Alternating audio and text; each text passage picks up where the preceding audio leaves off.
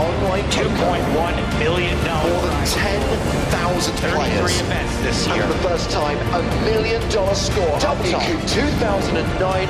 What a Over year. $2.2 million for first. That's The insane. taxi driver who satellited in takes home $1 million. Crown-up guy is the world This kid is champion. 1-to-1. Sean Deeb consistently crushing WCOOP. What a lineup. Adrenaline 710, 5 titles in one series. And it's PT Fisherman who reels in the main event trophy. In its 20th year, WCOOP is bigger than ever and remains the title that every online player wants to win.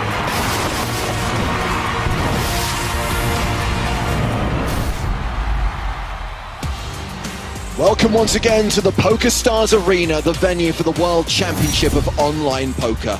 Time to conclude this week's trilogy of high rollers with the final table of event 14H. 10K buy-in, $1 million prize pool, playing down to a winner tonight.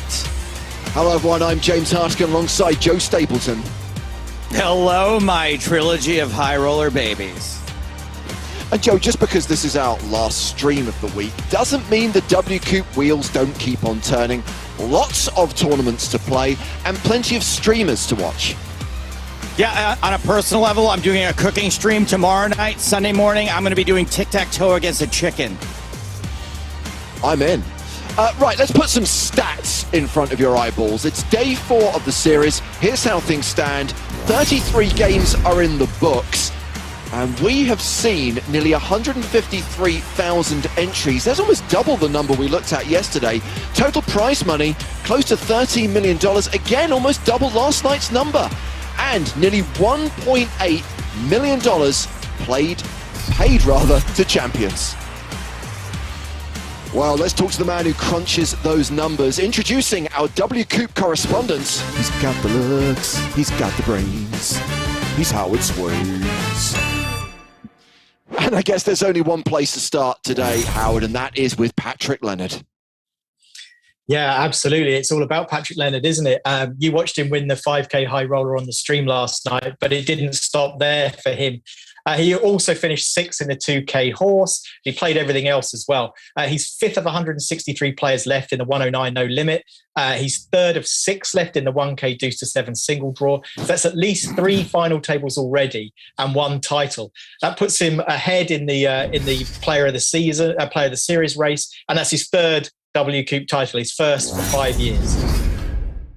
Wow, and clearly very happy with that result and very much looking forward to getting his hands on the shiny trophy. All right, look, I could talk about Patrick Leonard all day, but we got about 30 seconds left, so maybe let's spread the love a little bit. Who else you got on your radar? Well, let's talk about Nioha Kihara, Japanese player. He won the 2K horse last night, and that was also his 3rd WCOOP title. He won 2 titles in 2019 in a 1K Raz and a 1K deuce to 7 single draw. But last night he beat Talal Shakurchi, who was leading, and Tobias Leknes, who could have won his 7th. But it was all about Kihara. So he's won 3 of Japan's total 6 WCOOP titles. Wow. It's also worth mentioning that the biggest event of the WCOOP so far went to Soul of a Swan, 205K. He won after a deal.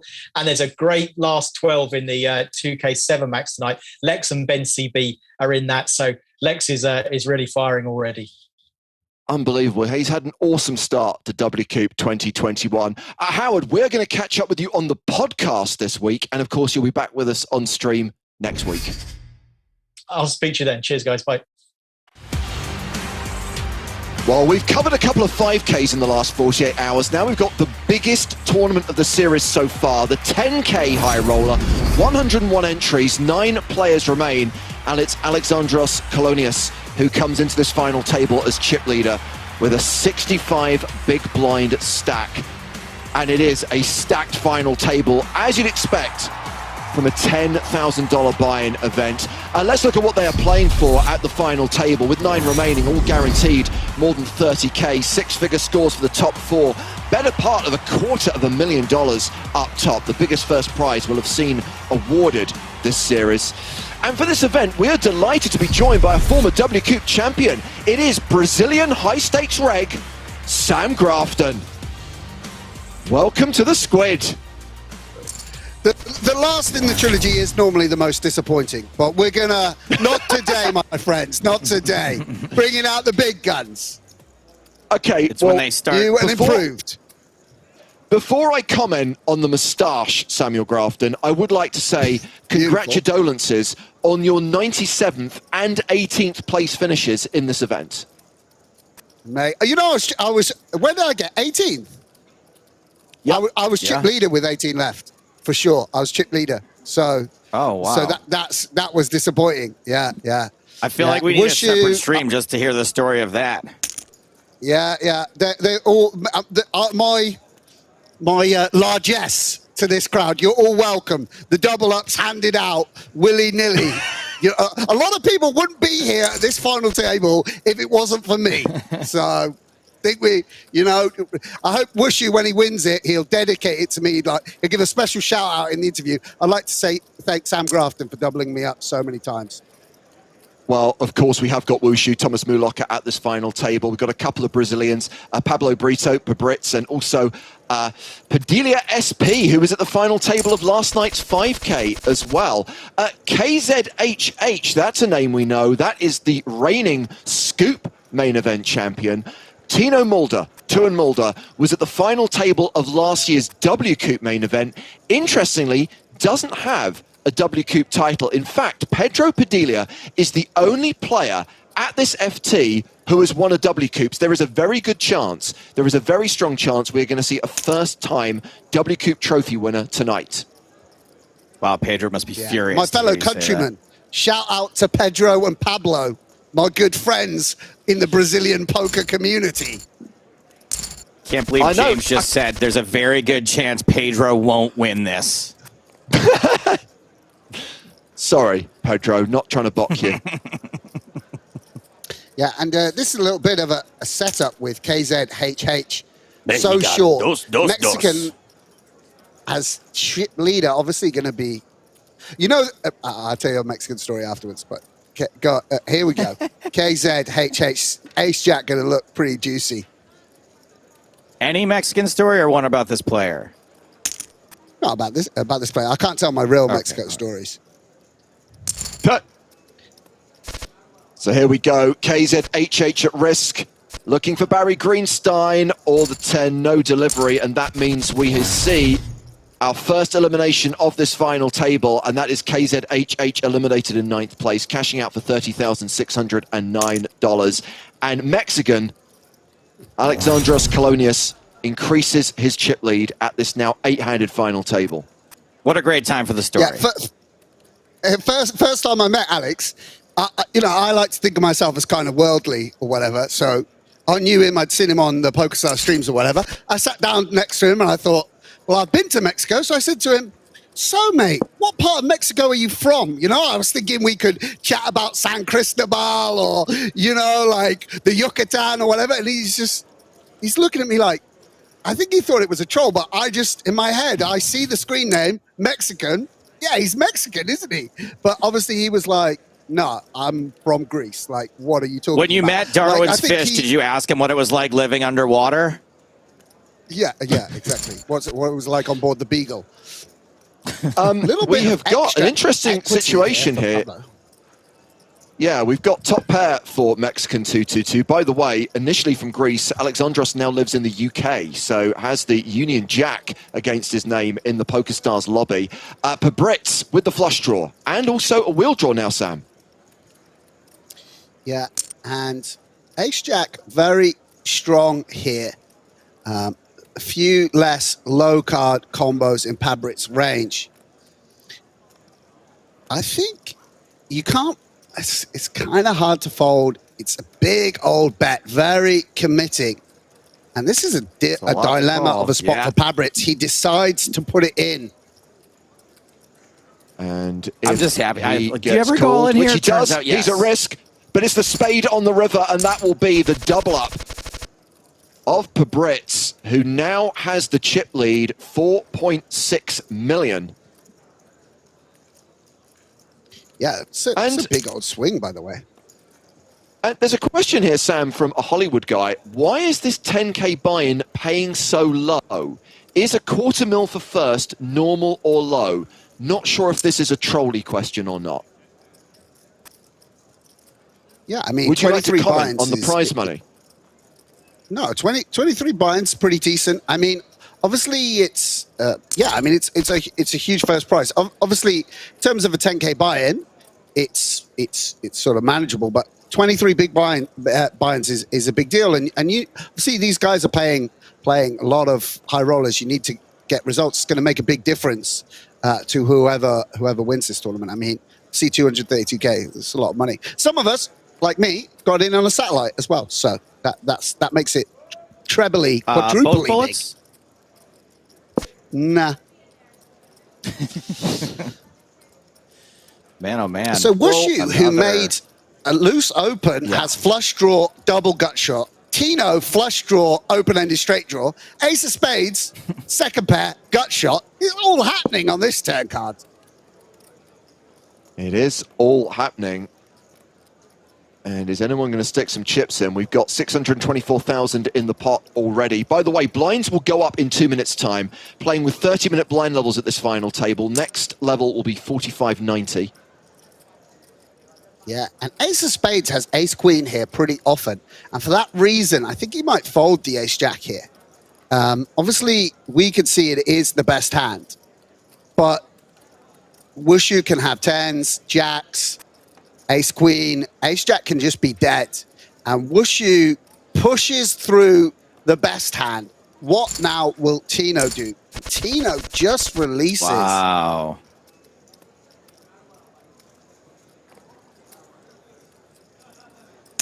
Woohoo for Wushu. Now, hey, Sam, you just said he could have Ace Queen. Look at that. He's so good.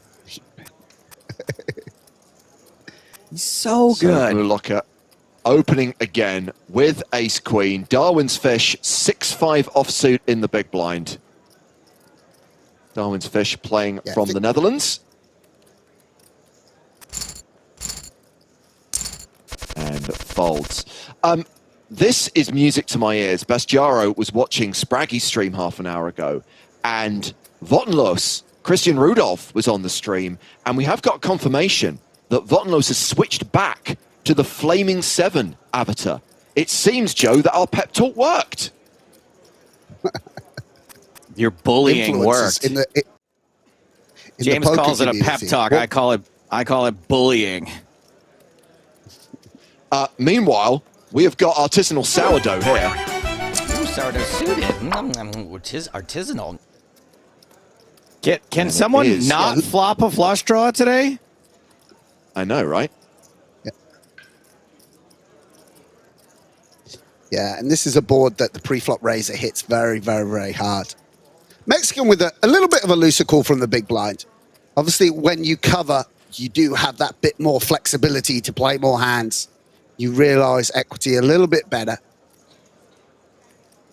And real tweener hand here. 8 of diamonds is something. And I think Padilla will try and pressurize hands like Queen 8, Queen Jack, 9, 10. All those hands that on a final with this chip stacks pretty even, can't stand much heat.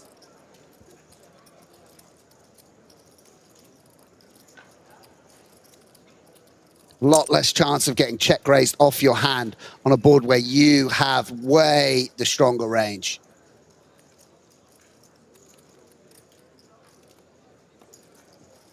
Obviously, Mexican with 75% equity, but can he continue? No, he can't. Folds it. And now we are playing 45,000, 90,000 blinds. A follow-up from a Hollywood guy. The question was not a troll. Serious, I thought 10K buy-ins usually paid more. I guess I'm comparing to live tourneys with the same buy-in. Thought online would be more lucrative. Sam, can you speak to the kind of equation between... I know it's hard. I know there's not a direct ratio, but like live buy-ins, 5Ks and 10Ks, you don't see those that often online. And what is the kind of equivalent, I guess, of a 5K live to online? Yeah, I mean, online is just a smidge higher. Also, this is you know, I bought in for 2 bullets. Some of these players bought in for 3 bullets. Obviously, it's much closer to a 15K or an 18K buy-in if you average out the actual players. You know, and it's an elite field. Wushu, a little bit of trouble here. Backdoor flush to go with the top pair against the top boy, top solver, Pone Diddy. And that is quite a good card for Wushu because it'll just chill things out a little bit. Might elect to lead here. I don't really like leading these kind of medium strength hands, but we'll see something some of these players do. See, knocking out an ace is quite nice. And Pone Diddy, you know, will he bet again? Really frustrating turn card. Maybe a half pot bet. When you say knocking out an ace is quite nice, you mean getting an ace high to fold? Yeah, if Wushu were to lead, I think he did consider it. And now Wushu might just go for a blocking bet, try and get called by jacks and tens. You have some king, jack of spades that call the flop that might want to bluff out a hand like ace king. Think just setting the price for showdown, getting called by worse some of the time is quite nice from Wushu's perspective. He'll be aware that top pair is not the nuts, and in fact checks. Really aware that Pone Diddy can have better than a queen. 7 kicker. Wushu, very, very strong instincts as a player. If he could check fold here, this would be remarkable. Alex with the big sizing, recognizing the strength of ace queen on check, check, check. And can Wushu make a great fold here? This would be very, very impressive. I mean, very hard to fold. And does. And that pay off is the river. Big pot for Alex Theologius, a player with 2 scoop titles, yet to win a WCOOP, but has the chip lead now at this final table. Sam, a lot of love for the epic Tash, with one person saying you look like Kevin Kline in A Fish Called Wonder. You can take that as a compliment, you can take it as an insult, but I'm just going to put it out there in the universe. Wow. Old school reference. Guy hasn't watched a film since 1987. Yeah, I just want to touch very, very briefly on that original question, just about the level of buy-in. I mean, obviously, also people are multi-tabling. When you're playing, when I was playing this 10K high roller, I was also playing a 500 bounty builder, the 2K thing. Across the course of the evening, you're maybe playing 30, 40, no, not 30. I mean, I don't know, like $20,000 worth of tournaments, $35,000 worth of tournaments, something like that. Some of these guys obviously way more across other sites as well. So, you know, it's quite an exclusive club and just a little bit different from live tournaments where, you know, local people tend to a bit more willing to pony up, and it's a sort of 3-day live experience. Yeah, I think what a Hollywood guy is discounting is the fact that it's much easier to get a larger field at a lower price point. And, you know, that's really where the prize pool comes from, the field size, not the buy-in of the event. And for a lot of folks, maybe who would play a 10K live event, the 10K online version is going to be infinitely more difficult. It's going to have the skill edge for these players here is going to be so much further ahead online than it would be in a live tournament against a random person taking a shot with $10,000. Don't kill our action over here. Don't kill our action. You don't have any action to begin with. There's no people who are crazy enough to play this. That's my point. I don't even have to kill the action. Everybody knows. Don't play 5 and 10Ks unless you're one of these people already. unless you're Pablo Brataz. So Pone Diddy with a nice stack here. In fact, chip leader, he was kind of hiding in the weeds a little bit with the final 2 tables, and then one hand after hand, doubling through Wushu with 12 or 13 players left, aces against tens. And now the chip leader, Alex, as you mentioned, 2 scoop titles, real up-and-comer over the last few years. Run it once coach, very, very accomplished player. with a nice class Segerbrecht avatar as well for the run good. And it'd be nice to see him in action today.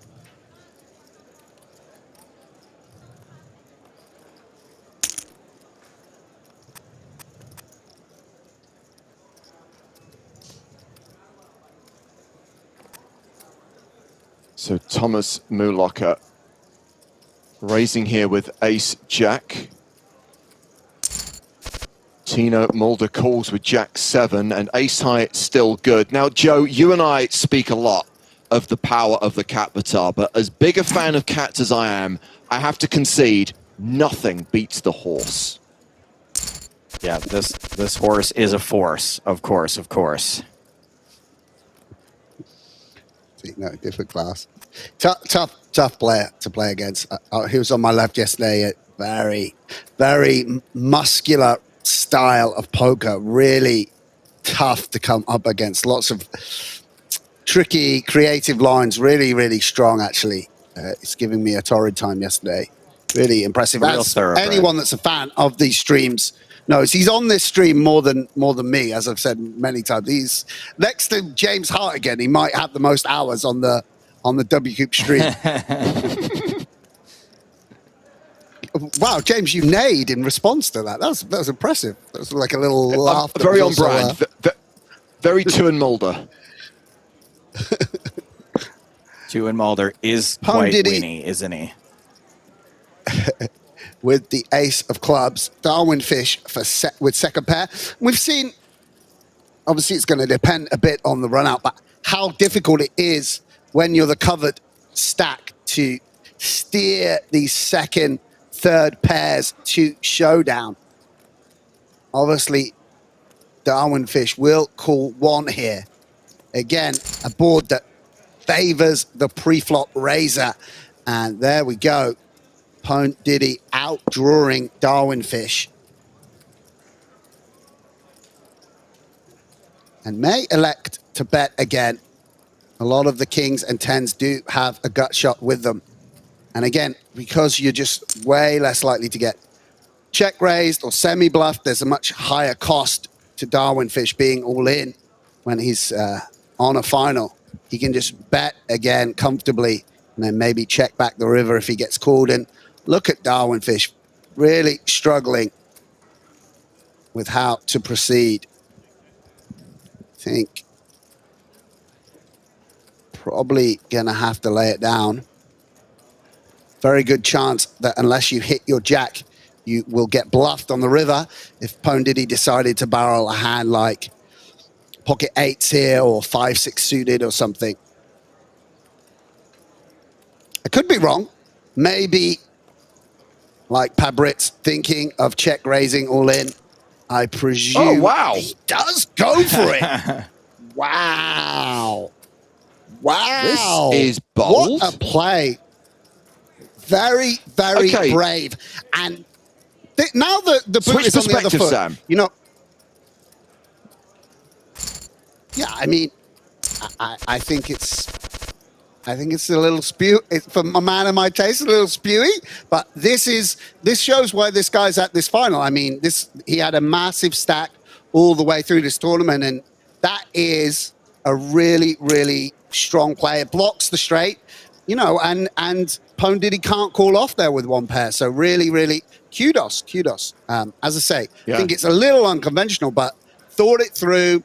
Felt like, you know, he's got some outs, he's got some equity. I mean, one thing I would say is if you do get called, though, you tend to be up against two pair or the made straight already. So actually, your outs against, if you get called by a6 are very live. If you actually get called, you're in real trouble. But no, let's give credit where it's due.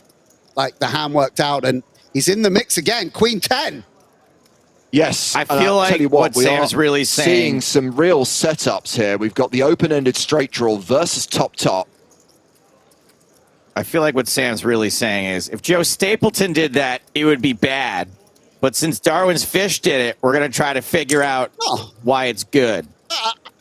No, I think it's good to be, of course, like, let's be generous. Like, I have, like, my little narrow perspective on poker, which... Totally. You know, I have an 18th place perspective on poker, and Darwin Fish has a, top 5, at least top 6 at least.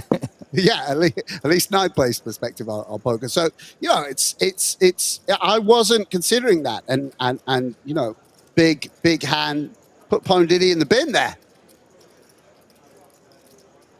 and Padilla will see the king tens, the king queens. This ace jack needs a lot of protection. Can even, goes again, and Darwin Fish. One check raise all in is enough for him. This time he's out of there. So Tino Mulder is the shortest stack at this final table, has 10 big blinds, ace 10 of spades. And that is virtually an all-in. Half is stacked near enough in the middle. Darwin's Fish, king, queen of spades. Yeah, very, very close. Quite nice, actually, the 400K, because you could call and then get away from it for cheaper if Mexican makes a move. Decides to fold, and I think Wushu will let it go also. I don't know, but don't really want to be flipping. Don't think 2s and 3s get shoved here. See, there is a little bit of ace deuce suited, potentially. Very close, but you can see that Thomas thinks this is right on the line, and he does put it in. We're off to the races. 4 on the flop. That's pretty decisive. And Tino Mulder was drawing dead on the turn, and we lose the horse. Tino gone in 8th place for just shy of $37,000, and 7 players remain. It's got me hungry for glue. Like Boxer, put out off to the glue factory.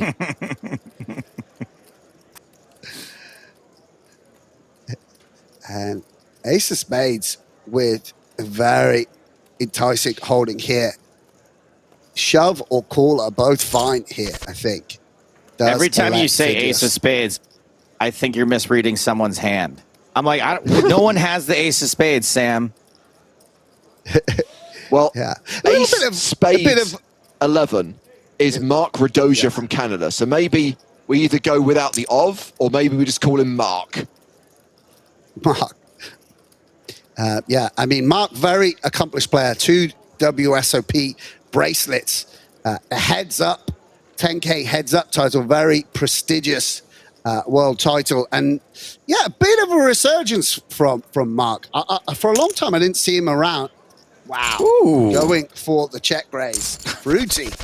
I mean, you can see there's no one giving an inch on this final. Tough call from Wushu with the 4s. Tough play with the check raise all in with the king 4 suited, the queen 10. These guys really not afraid to do battle. All of them really, really, there's no laddering up here. Everyone competing very, very fiercely for this title. Oh, yeah, I was just going to say, Mark's one of these characters. I mean, he was a top sort of legend of the game when I was playing $24 tournaments. Like 10 years ago, he was the man, and he's still able to battle at the highest stakes, compete really, really well on top of the theory. It's the game has really evolved over the last 10 years. It's amazing to see people like Mark doing so well still. Well, so a couple of stats on Mark, a couple of stats on Ace Spades 11, Sam, just to finish this conversation. $3.5 million in live earnings, but you're right, a lot of that coming from like 2010 to 2013. But interestingly, the first event we streamed from the PokerStars Arena was Stadium Series last summer, and Mark won a 5K for $200,000 during that series. Yeah, I think I was on the final with him. It was me, him, and Fedor three-handed, I think. If memory serves, might have been, but we played a final, and he was on my left and really gave me a tough time. I think it was one of the few times you guys commentated. No, maybe you didn't. Maybe you didn't commentate. I don't know, but I know I played a 5K final with him around that time, and yeah, very, very, very strong. I feel like we've never commented on you going that deep. Yeah, that's true, actually.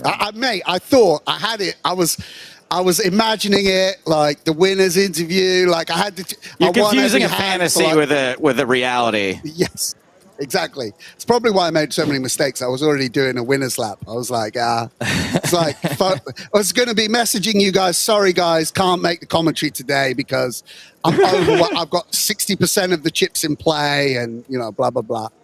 So it's sadly not to be. And Pabrit's going to have a lot of ace high, so Padilla's going to just target a hand like ace king high or pocket tens. No action. Sorry, Joe, please. It just seems so far today we've seen players getting a little bit out of line through the streets more often than we have in the last 2 5Ks we covered, probably total. Like everyone played super straightforward. Not to say there was no creativity, but as far as like that sort of semi-bluff shove we saw from Darwin's fish, and in the very next hand we saw a little bit of folks get out of line. Is that just coincidence, or is there something about this 10K, this dynamic, that makes that a little bit more prone to happen? Yeah, I mean, people have different approach. We've seen Pabritz on finals before, and he's someone that definitely is not afraid to move the chips in.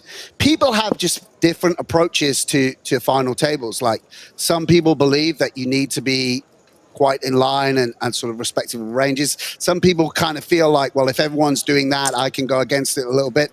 It's just the nature of the characters that we have on the final. And actually streaming finals is very, very exciting because it's an area of the game that people are still working on that isn't really solved. And Wushu going to recognize that fours are not very, very strong. He unblocks the 8-9s, the 8-10s, the jack-9s.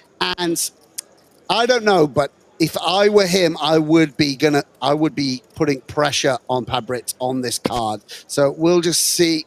Decides to check back. Maybe he feels like, I don't know, blocking 4-5 is bad. Little surprised at that. And that's going to mean that Pabritz will value bet. Thought we might be in line for another exciting hand. So I agree. I mean, it's great entertainment. I love to see it myself because obviously I play with these guys quite a lot, and to see the different approaches, is really interesting. Pabritz going on the subject of streaming. Sizing. On the subject of streaming big final tables, Sam, let's get your perspective on this as someone who plays these events. User 15 of 42 asks, who thinks players at final tables of big events should be required to be on a webcam? No, I mean, no one wants to see that. I mean, the thing is, we know, I feel like a lot more confident about these finals. Firstly, I have a lot of faith in PokerStars. They take cheating very, very seriously. If you were going to cheat, you wouldn't do it in there was 101 runners, so essentially 70 unique entries or 75 unique entries. We know these players really well, and we know their styles, and we know how we match up against each other. This would be the worst place, and also there's no one better than Wushu to take over from Wushu. Do you know what I mean? There's no one better. I think you're misreading the question, Sam. I don't think this is about verifying their identity. I don't think this is about security and game integrity. I think this is coming at it from a content perspective, that we actually want to be able to see the players, that we actually want to maybe see them actually have a visual representation of the avatar, of actually put a face to the name. I mean, there's absolutely a place for entertainment in poker. There's Lex and Spraggy and Tonka, these amazing entertainers who are great characters as well as excellent poker players. And that is a really big and important part of the poker landscape. And there's also room for people, as poker fans. Wow, look at this run out for Pondiddy. Very nice to hit the 10-10 run out. And there's also a place for competing at a game that you love and exercising your skill against other great players from around the world. And that's what we're looking at today. And people are are, not everyone is confident on camera. Not everyone wants to be seen by the world. Like, people are private individuals, and there should be a place for being. Also there should be a place for being playing poker without necessarily, Yeah. You're not doing it to generate more interest in the game or entertain people. You're doing it for yourself. Like, you put up $10,000, you can enjoy the final in your pajamas if you want, without anyone else looking at you. So while I appreciate the question, I think that's not where we want to be. Yeah. And the shove on the river from Pone Diddy, all into call with just a 6. This would be definitely a hero fail if Darwin's Fish were to make this call. I'm going to assume we get a fold. But on this subject, I think it is interesting to potentially see players at a final table playing online on camera. However, I do think that would need to be a bespoke event where it was very clear that that was the novelty of it, right? That was a gimmick and you had to sign up and agree to it. I'm not a fan of the tail wagging the dog. I'm not a fan of us coming along and taking an online series that's been around since 2002 and saying to the players, now you have to be on camera. Now you have to agree to this. It's like, fine to do that, as you would say, Sam, for entertainment, do it as a bespoke event for live streaming, but don't mess with the most prestigious online series on the PokerStars calendar. Yeah, absolutely. And as I say, it's already incredible pressure. I mean, while we could talk about the accomplishments of these players, as we said, no one has a WCOOP title. A 10K final is a real big deal. For a lot of people, it's the biggest day of the year, and there's already enough pressure without having to be on camera. Yes, Joe Stapleton. I think we're forgetting that, like, maybe if it's like the girl I recently started dating online, like maybe her camera is broken, right? Like she can't send me a photo because she doesn't have a camera. And maybe these people don't have cameras either. It's wrong to assume that everyone just has a webcam or has the ability to set it up, much like the girl from Canada I'm currently speaking to online. I'm just going to send her some money for a webcam. But apparently they're very expensive in Canada, I guess. The irony is, you're doing a joke here, but here is a hashtag fun fact. Sam Grafton does not have a webcam on his laptop, because every time Sam and I connect on Skype, he's always out of vision. It's a power move by me. Power move. I'll keep myself in the dark. That is a power move. I get on display. You know who does that to me all the time? Maria. Maria will be like, oh, hey, like, we got to get together on a Zoom. And then she'll just do audio only. And I'm like, oh, this is such a power play right now. Yeah, obviously, if Maria Ho, the power plays come naturally to her. She's the queen of that. So Pone Diddy coming in with the 3-bet. I think this makes a lot of sense. You don't want to place that many hands against the other big stack here. So playing most of your range as a 3-bet makes a lot of sense. I think that's how Alex will approach it. And Padilla getting a good price. I think may want to go to a flop. See these guys very careful with the timings. Even if Padilla knows that he's definitely going to call, going to take just a few seconds, in case to balance out for the times he has a more marginal decision. King high boards, very, very good for the 3-better. Obviously, just that ace offsuit, ace king, 16 combos that normally the person that calls doesn't have. Might be slightly different in this particular instance. And Padilla with a 3 straight might mean you want to continue here, right? Maybe 6s is a little bit better than 9s, for instance, in this spot with a bit more backdoor equity. And there in she blows. What a turn card. Pone Diddy turning the nut flush draw. And Padilla thinking about a lead here. Alex doesn't have 5s, 4s, or 7s. Checks it over to Alex. And now will he... I imagine... Wow, it's very close. I imagine he's going to check back. Doesn't want to get check raised. Doesn't want the same thing that happened. And turns and checks back. And Padilla now with the best hand. I don't think you can value bet though, right? Alex would play queens this way, jacks this way. Maybe a little 10%, a little tickle. Could be very difficult. Decides to check. I do love a tickler. And now Alex, I think Pone Diddy knows exactly the type of hand Padilla has. Padilla could have ace jack of diamonds, ace jack of hearts, right? Little smidge of showdown. But does he want to pressurize 3s, 6s, 8s, checks down, and Padilla navigates the hand to showdown, and the chip leads. So Pedro Padilla, as we established at the start of this final table, is the only player here who has already won a WCOOP. That was back in 2019. It was a $1,000 PKO worth just shy of 200K. Everyone else playing for their first World Championship of Online Poker trophy. Sam, are you a fan of the trophies? Have you seen the design? Yeah, I mean, I love it. I think trophies are absolutely great for the game. People love them. 10-9 suited, all in from Wushu.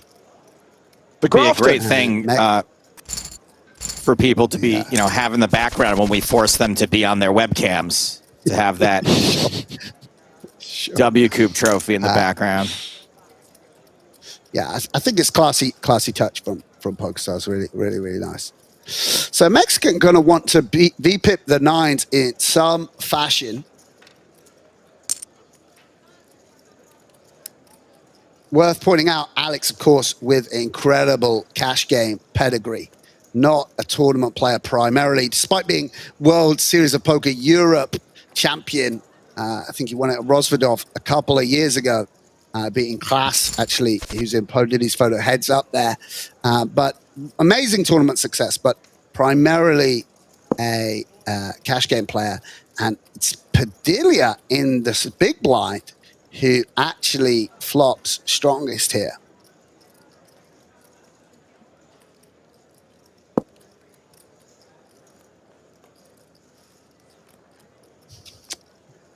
So, little bit delicate here. You definitely want to bet and sort of clean up equity, fold out hands like Queen 10 and the like. But on the other hand, you're careful about getting check raised, checks back. And again, what a turn card. Padilla, top 2. Pone Diddy with a royal flush draw. I don't want to be a jerk, but 9 of spades one time?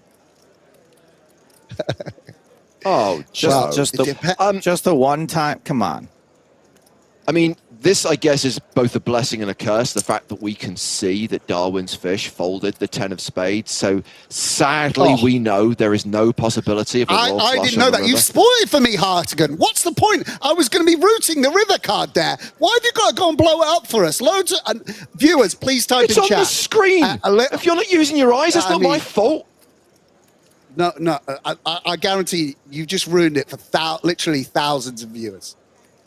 And Padilla, this obviously a card that is very bad for this is a run out which is quite bad for the big blind. Does he want to keep his powder dry? Does he want to just call and let Pone Diddy potentially blast off? No, he decides to fast play. And Pone Diddy would relinquish a lot of hands here. But the royal flush draw in position with still SPR, I don't know, the SPR 1 to play, will call, and Padilla makes the boat. And very weird river cards.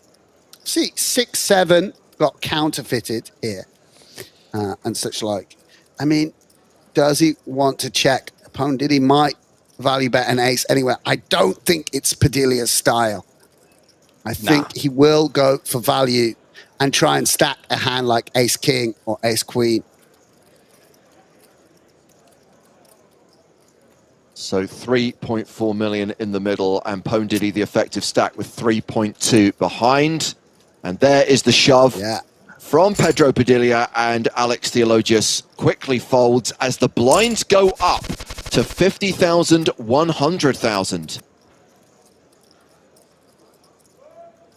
Yeah, great run out for Padilla, and 78 big blinds. This is, that's a fair old stack. Whoa, right off the top of your head, huh? 78 big blinds. How many decimal places can you take it down to, though? Yeah. Like pi, 78.20392. So that's as far as I Sam's go. got it too. Sam's also got the human calculator gene that I have. That's I insane. round it down to the nearest 5 decimal places. Otherwise, it just. So Padilla, I mean, this would be a little bit loose, but yeah, I don't know. The king's kind of relevant, and Diddy will limp in.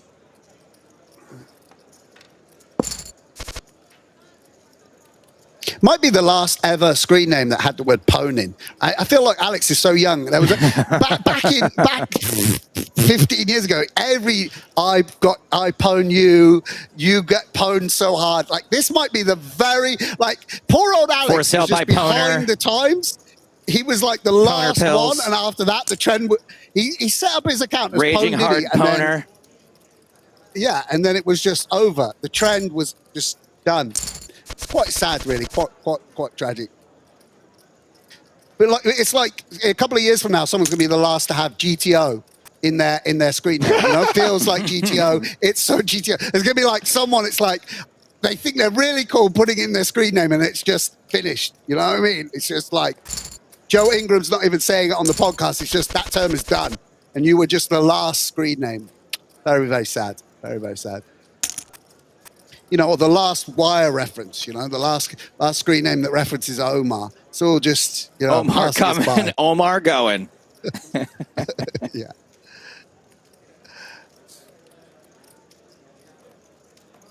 So round to the start of day chip leader, Mexican 222. Currently playing 30 bigs, 8-6 folds. And the shortest stacks right now, I guess, are Darwin's Fish and Ace Spades, 17 big blinds each.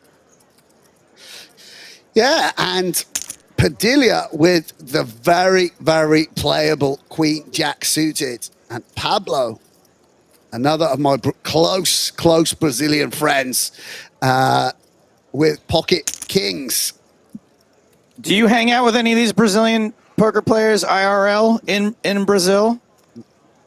I know it's a big country. I don't know. Yeah.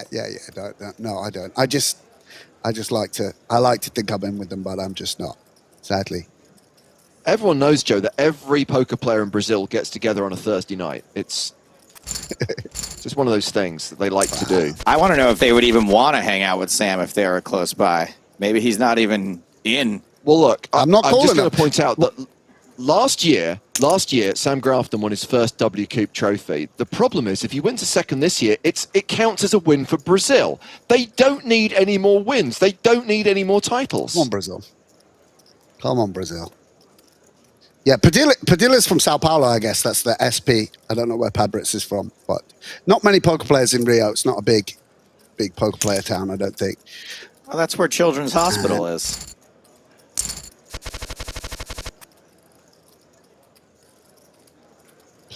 Are you pleased to have me back anyway, guys? It feels like it's been a long time, you know. I feel like you shouldn't missed me a ask little bit. that. I mean, that's weird. Well, I mean, Are you pleased to have me I back? thought you might open the show by saying, "Sam, I've really missed you. Like, I've been in LA, wiping away tears, waiting for this moment." I missed you. Oh, okay, hello. what a flop! Amazing. Hello. What is happening today? Trip threes versus a flush draw.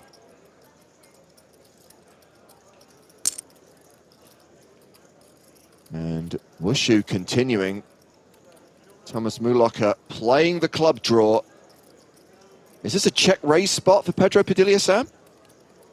Yeah, I think it is. You're not going to float super wide, so you just want to take most of your threes and check raise them, especially as the covering stack. This is so sick. How do you flop trip threes playing 3 deuce? I mean, come on. Yeah, and Padilla is going to hope that Wushu has an ace. Half pot, I guess, is kind of nice. Is it that? Would that set up? Maybe a little over half pot.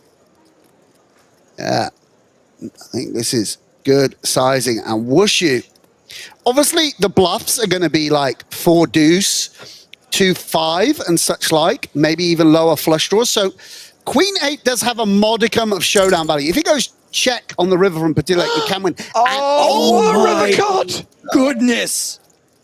It's the flush for Thomas Mulaka, but it's the full house for Pedro Padilla. And Wushu's got less than pot behind. And ICM Schmeicm, I think this is good night, Thomas Mulaka. Calls all in and is eliminated. Out in 7th place, cashing out for just over 47.5K. And Pedro Padilla now has more than 10 million chips. Meanwhile, Mexican Pocket Rockets. The first Rockets of the final. And, you know, this is just obviously a dream scenario. Padilla, obviously incredibly accomplished player and, you know, played all his hands very, very well. But just so nice to wake up on a Wednesday morning and just start making full houses, you know. This is going to be wrong spot hit. Amazing. Yeah, I think Mexican if might... Pedro denies everybody else their first WCOOP by winning another one for himself. That's going to be fantastic. Well, aces. A nice play. Good from Mexican. Yeah, this is, I think, very, very good play with the bullets at this stack depth. You want to allow Padilla, when he's got these kind of bluffs, to flop a top pair. And yeah, I don't know about this. Like, what's Mexican's range? Maybe you just want to just abort mission without a heart in your hand. I don't know. Might be being results oriented. Look at that Mexican, confident on this board. So confident in that the aces are good that he lets another card come off. And Padilla with an overcard and a gut shot. I hope he doesn't go for it here because it would be curtains. But maybe can't help himself. Maybe can't help but thrill the jack on the river. Yeah. And you just know it, right? Yeah. And 2 flush draws out there. I think Mexican needs to protect his holding now. Get your chips in for the lads. Yeah, nice sizing. In case you do have something that you're bluffing with, no need to put it all in. And look at this Padilla. So suspicious of these guys. Nothing easy. Always wanting to take their time and assess the sizing, assess the range. And look at that Mexican at the risk of padding his stack. Yeah, and at the risk of pointing out the blindingly obvious, Sam, the elimination of Thomas Mulaka, obviously great news for the 2 short stacks, Darwin's Fish and Ace Spades, 15, 16 big blinds respectively. Get the ladder. Yeah, absolutely, absolutely. You know, pay jumps very, very meaningful. It's as Joe emphasized, tough old tournament this. So, you know, you really need to when you do make the final, you really need to maximize your EV. Obviously, nothing Thomas could do. The absolute worst of all river cards. I assume Thomas doesn't have enough money to do observer chat, or we would have seen a lot of expletives based on that hand and run out. Yeah, my girlfriend tried to type in the chat when I was playing the other day, and they didn't let her because she doesn't have enough money in her account. She was fuming. She sent me a screenshot. She was like, "You need to fix this. This is racist." You got to ship her 10K just so she can comment on your table. Oh no, it was a 200. It was a 200, and she was annoyed. You can certainly ship her the 200. She immediately sails off the 200. Look at this. Disappears. And look at this from Pabritz. Attacking ace of spades here with the ace 4 suited. And I presume it's going to be 3-bet fold, I guess. I mean, imagine if ace of spades had a lesser holding, how intimidating this 3-bet would look. Yeah. Yeah. Blind v blind, 7-3 versus 7-6. Could all go in here.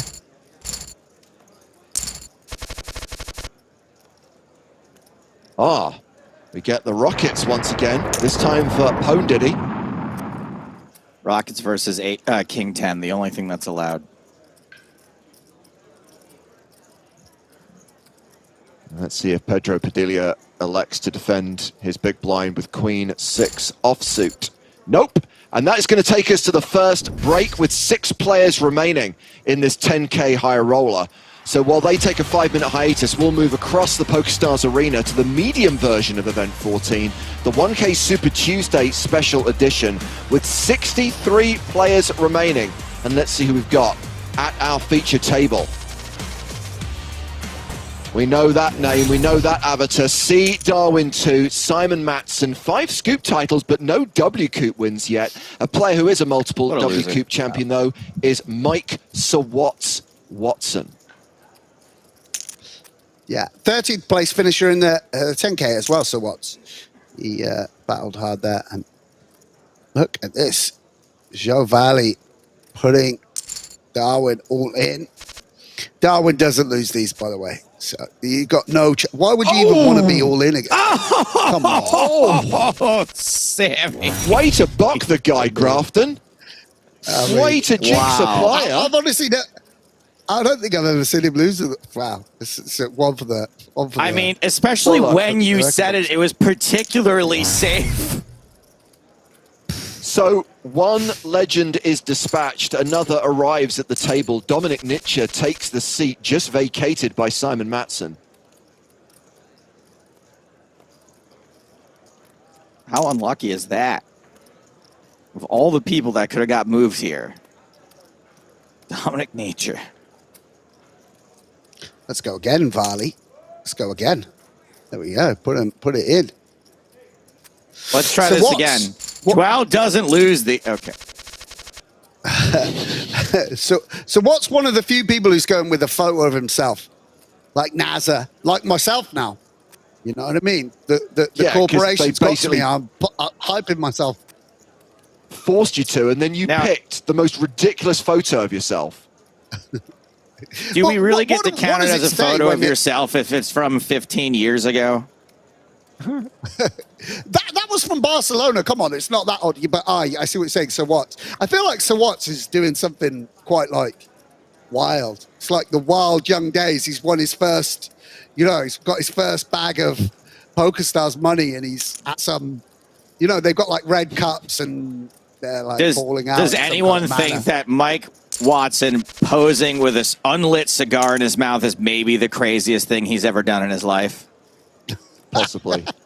Meanwhile, serious Mike Watson. Artisanal sourdough. Ooh, sourdough suited. Which is artisanal. Can really taste the artisanal. Got a fold from the ace-jack, by the way. Now it's ace-king. That's why it's got a nickname. Le Contre Bluff. I like the screen name, Le Contre Bluff. Up, up, down, down, left, right, left, right. Zhao. Behave.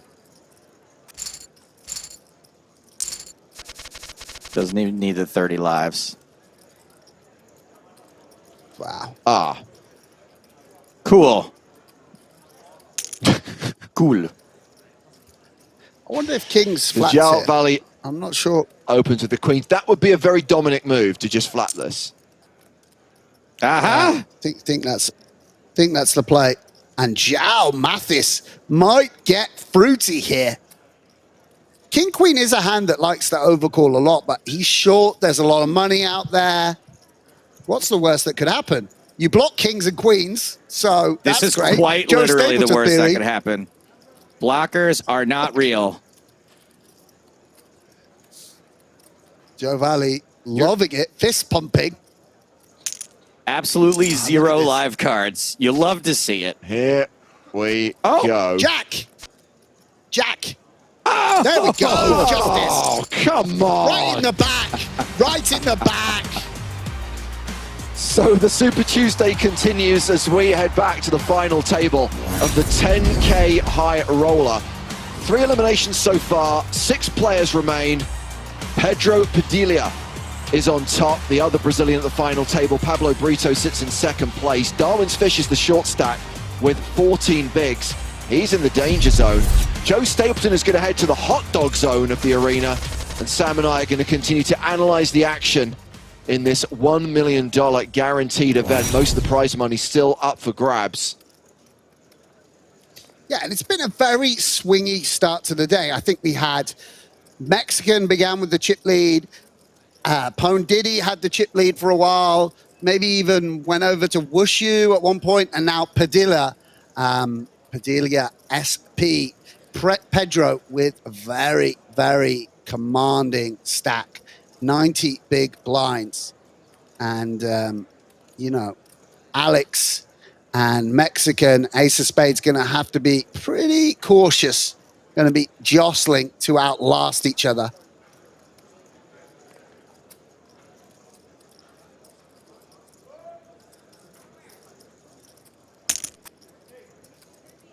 Raising with Queen 10 of strawberries. Yeah, potentially this King 4 is maybe even a better 3-bet than the King 10. You kind of want your opponent to have a 10 in their hand. See, didn't work out for Pedro last time. A little bit of leveling, of course. You know, as much as we have kind of ranges, we've worked out like, okay, I bluffed last time. Am I more likely or less likely to do it again? I think 35 big blinds in position. Mexican says no bueno. I love that. What part of Mexico are you from?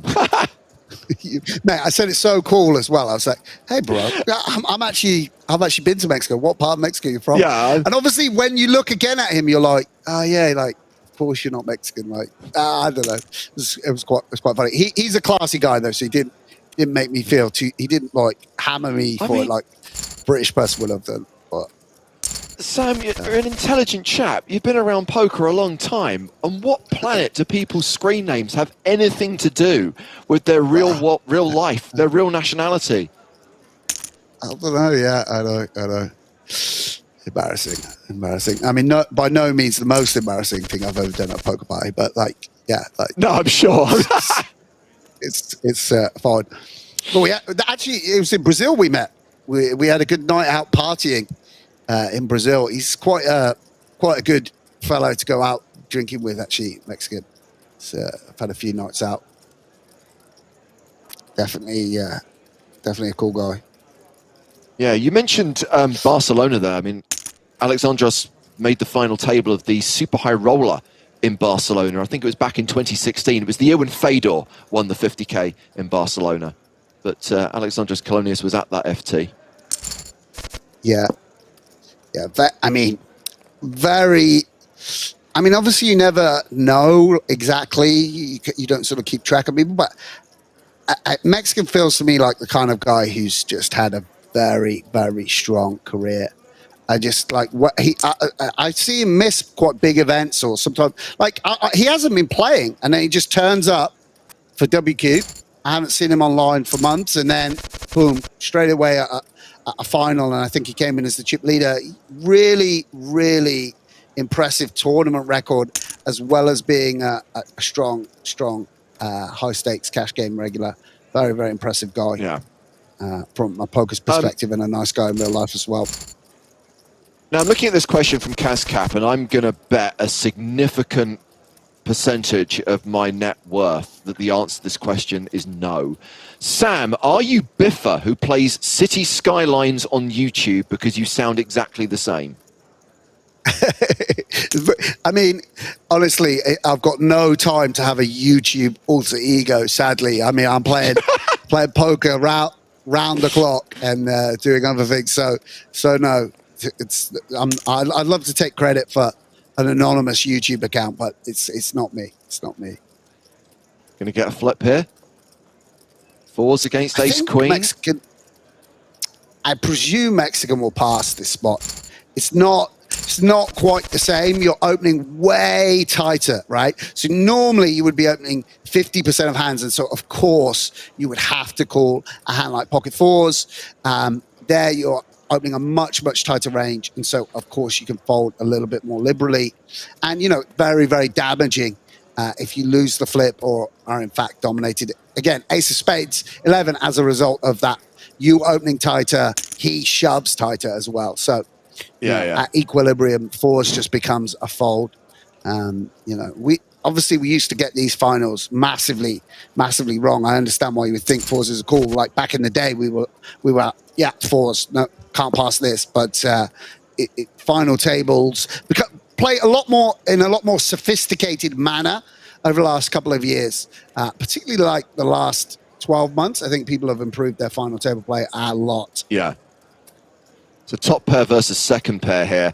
By the way, in response to your answer about the YouTuber, Filthy Curse says, that's exactly what someone with an anonymous YouTube channel would say. I guarantee you, if Sam Grafton wanted to or needed to stream on YouTube, we would have heard from him by now. Yeah, absolutely. What do I do? So Pone Diddy takes off a card. Ace of Spades 11 will be very annoyed to see that 10 turn. See this hand very, very strong on the flop. Pone Diddy going to have a reasonable amount of 10x in the check call range.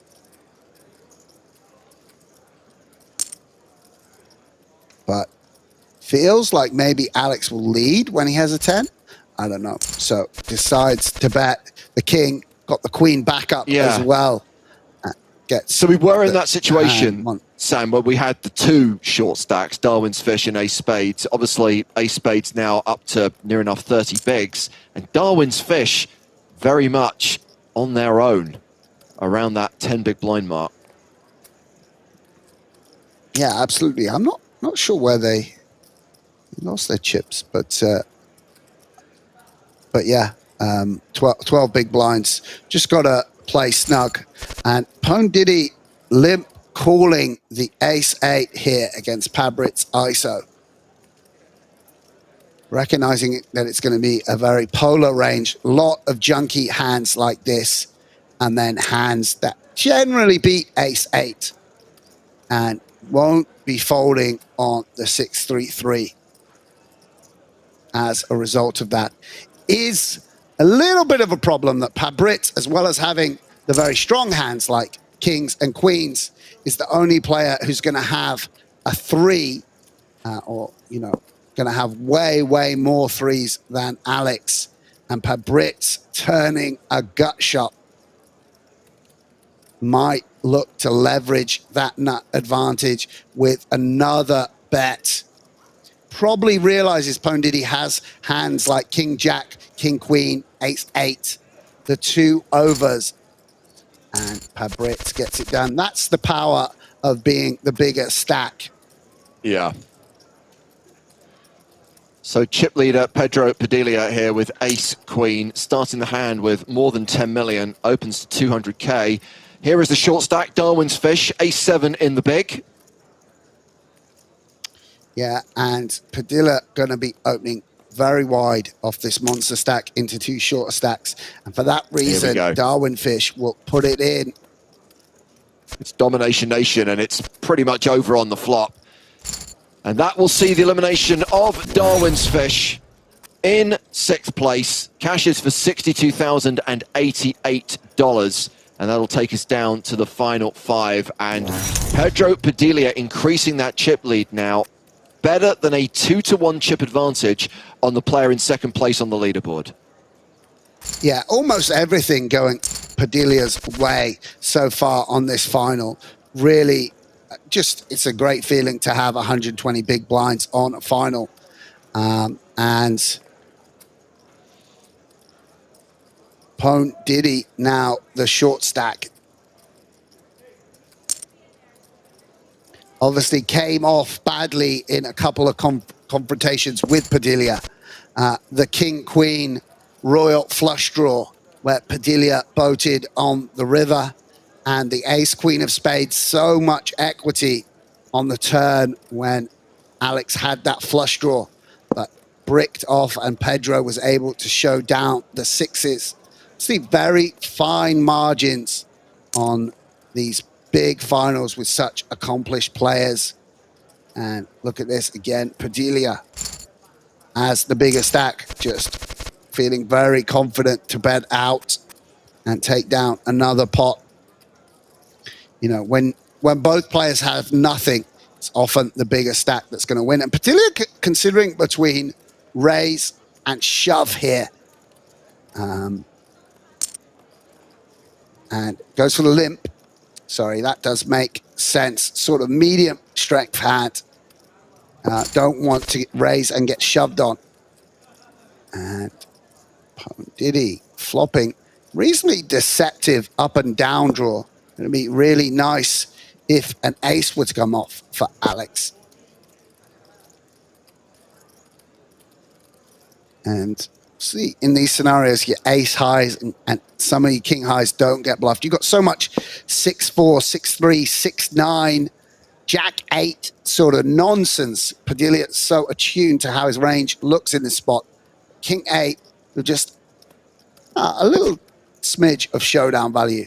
Happy to check.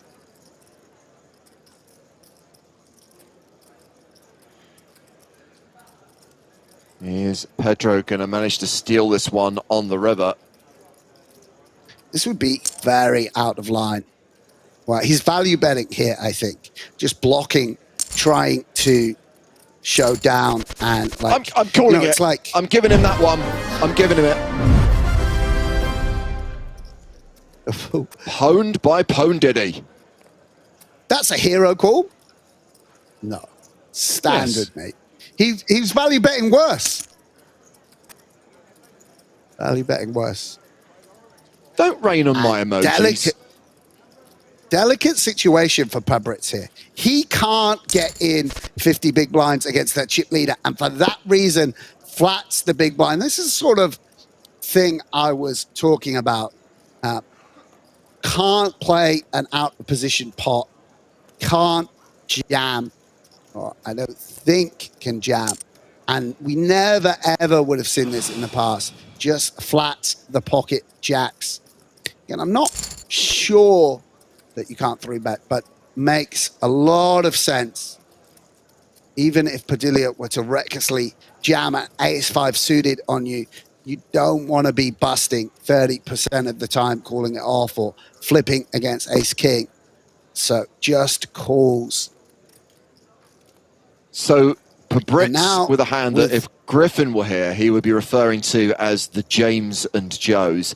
I would like to point out that that nickname is specifically reserved for the combination of the Jack of Spades and the Jack of Hearts, as anyone who knows the Poker in the Ears logo will testify. You're the Jack of everyone's heart, James. No, Joe is the Jack of people's hearts. I'm the Jack of the PokerStars brand, hence the spade.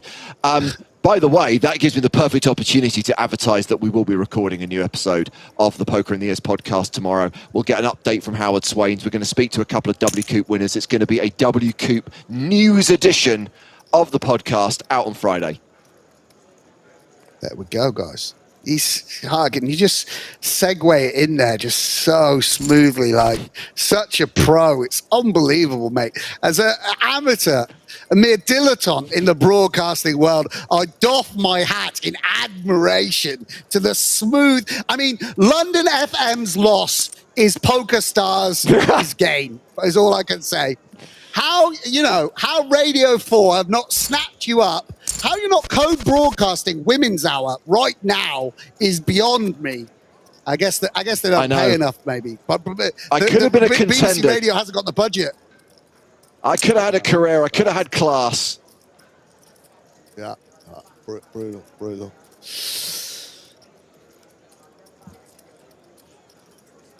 So, little blind on blind confrontation again.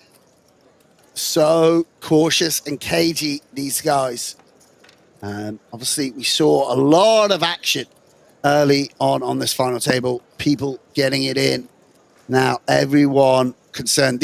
Look at these. Even Steven stacks 25 big blinds, 25 big blinds, and 25 big blinds.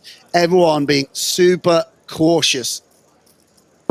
Ace of Spades in a little bit of a weird spot because the board favors Mexicans so much. Doesn't want to get attacked or check raised. Just checking back the ace to maybe go for 2 streets.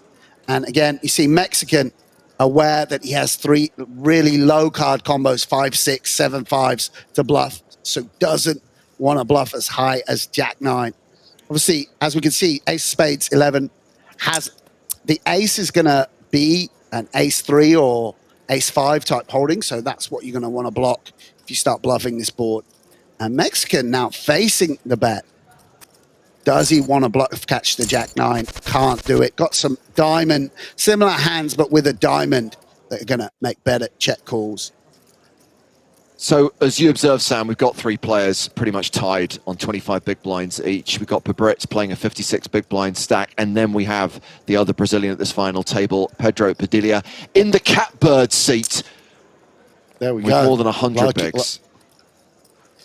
Yeah, and Ace of Spades just hoping to sneak in here and see a flop with 9-7 off.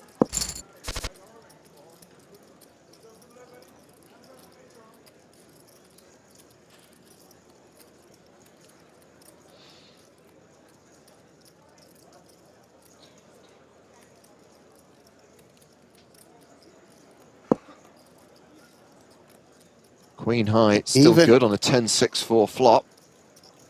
Yeah, even with the gut shot, Ace of Spades 11, feels he can't be betting into the chip leader much. And Padilla outdrawing, well, I guess he had the best hand already, but turning a pair. Now, yeah, Ace of Spades does have a 7 and 2 overs to, and Padilla certainly hasn't got a 10 in all likelihood. So will elect to bet now. Trying to fold out hands like King 9 and, you know, Jack 8 and such like. And Ace of Spades 11 hits the river. So we imagine it's going to be a check from Mark. Obviously, Padilla has plenty of 5x in range. And you've outdrawn the 3 and the 4 and 6. Just going to, wow, little block bet for value. Look at this from Mark. Almost perfect sizing for Padilla's exact hand. And I feel like Padilla's going to be tempted to pay this.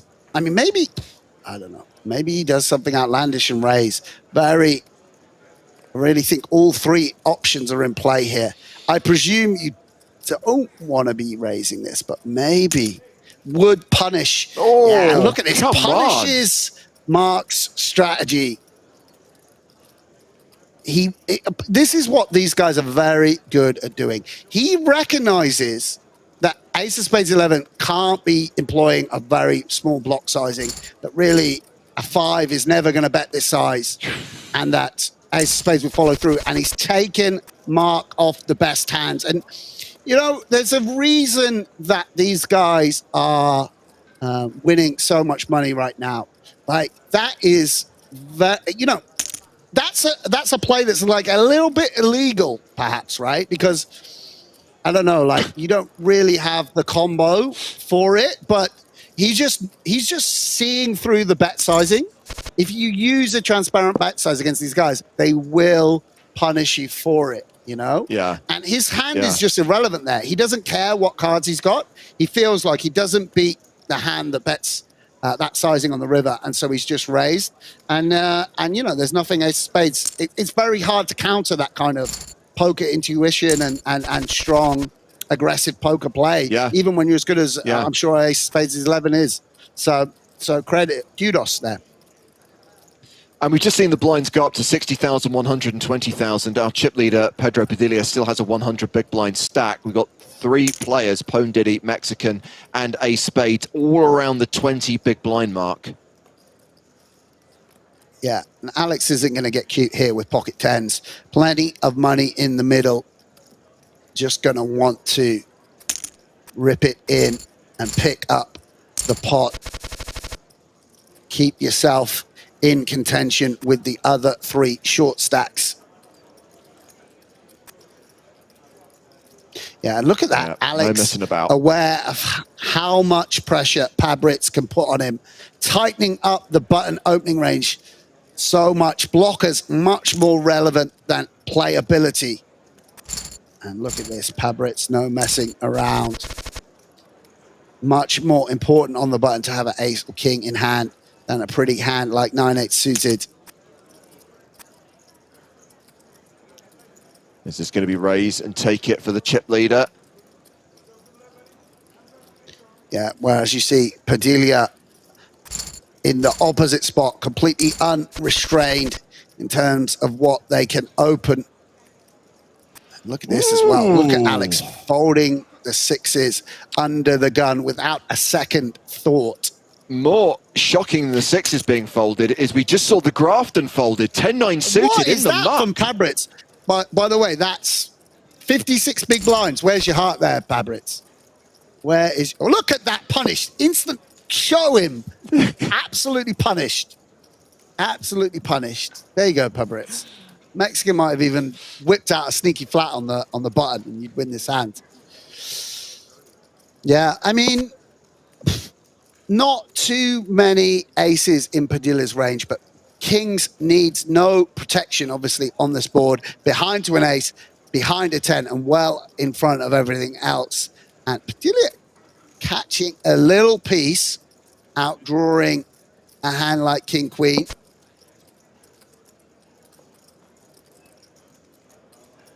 And takes it all the way to the river. Are we going to get a bet? Yeah. You know, you would be trying to get called by King High specifically. This is a little... Yeah, I mean, I guess it's one big blind. You can't really go small. It's okay. I mean, Mexican's thinking about a raise here, right? He's thinking, it is... Yeah, he can't do it. Understandable. Understandable. Just happy to pick up the pot with a little extra juice.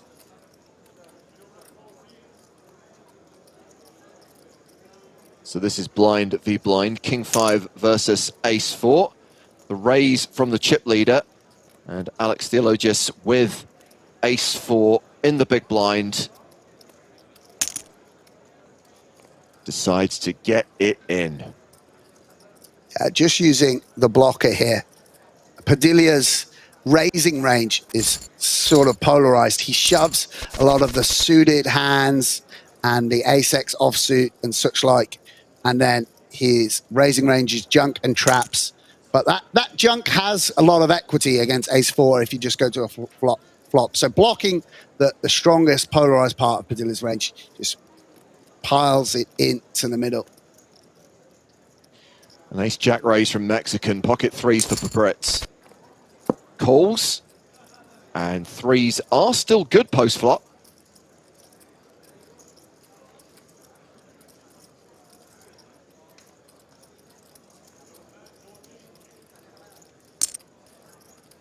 Continuation bet. Min bet. Yeah, and Pabritz don't think will fold. That's obviously a card that Pabritz didn't want to see. You know, but you turn a 5, you turn a deuce, maybe lead on some board pairs as well. You can navigate this a showdown, but Mexican really going to be happy to see that ace turn. Bet and a fold.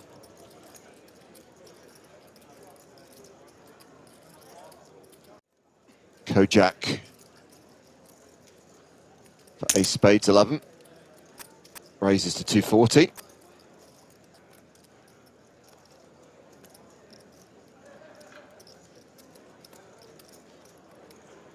On a recent Sunday Million stream, Sam, we had to explain to Griffin who Kojak was.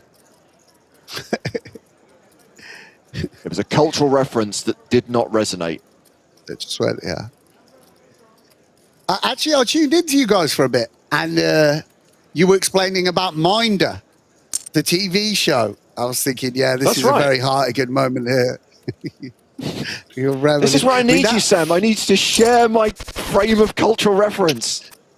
To be honest, though, that was like just a little bit before me. I feel like I'm obviously aware of what it was, but yeah, I think I was too young. Like I was like 8 or something. I didn't get it. I'm pretty sure it wasn't that I wasn't like allowed to watch it. I don't think it was like violent, right? It's like more like laughs, right?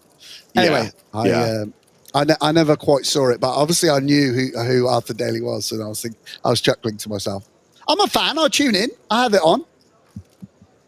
Glad to hear it. We're going to have a Domination Nation situation here because Mark Radoja is all in with ace-10 and has been called by the ace-queen of Pabritz.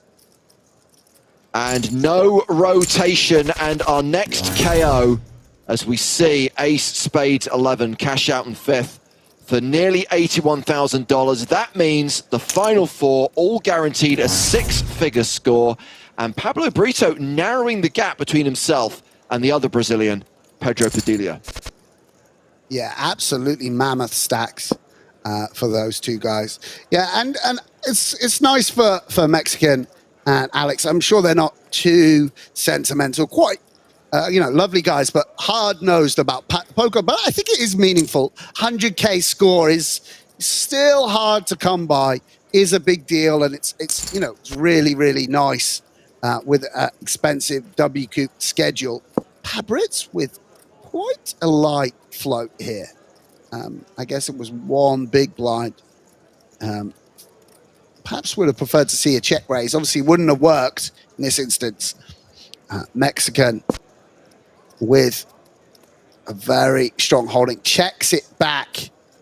And this run out, Pabritz, no showdown value, very, very low in their range with a wide flop float. Most floats going to contain a pair or a club.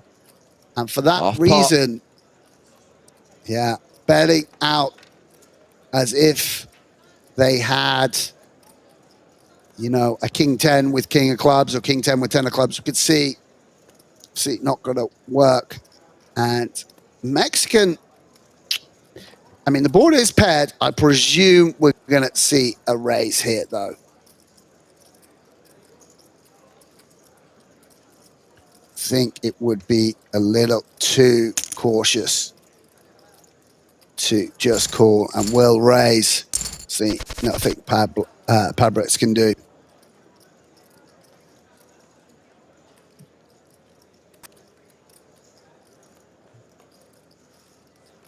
So ace-3 for Alex Theologius on the button. And just to remind you of the international nature, the geographic spread of the players at this final table. We've got Mexican 222 playing from the United Kingdom. We've got Pondidi playing from Austria. And then we've got Pabritz and Pedro Padilha playing from Brazil.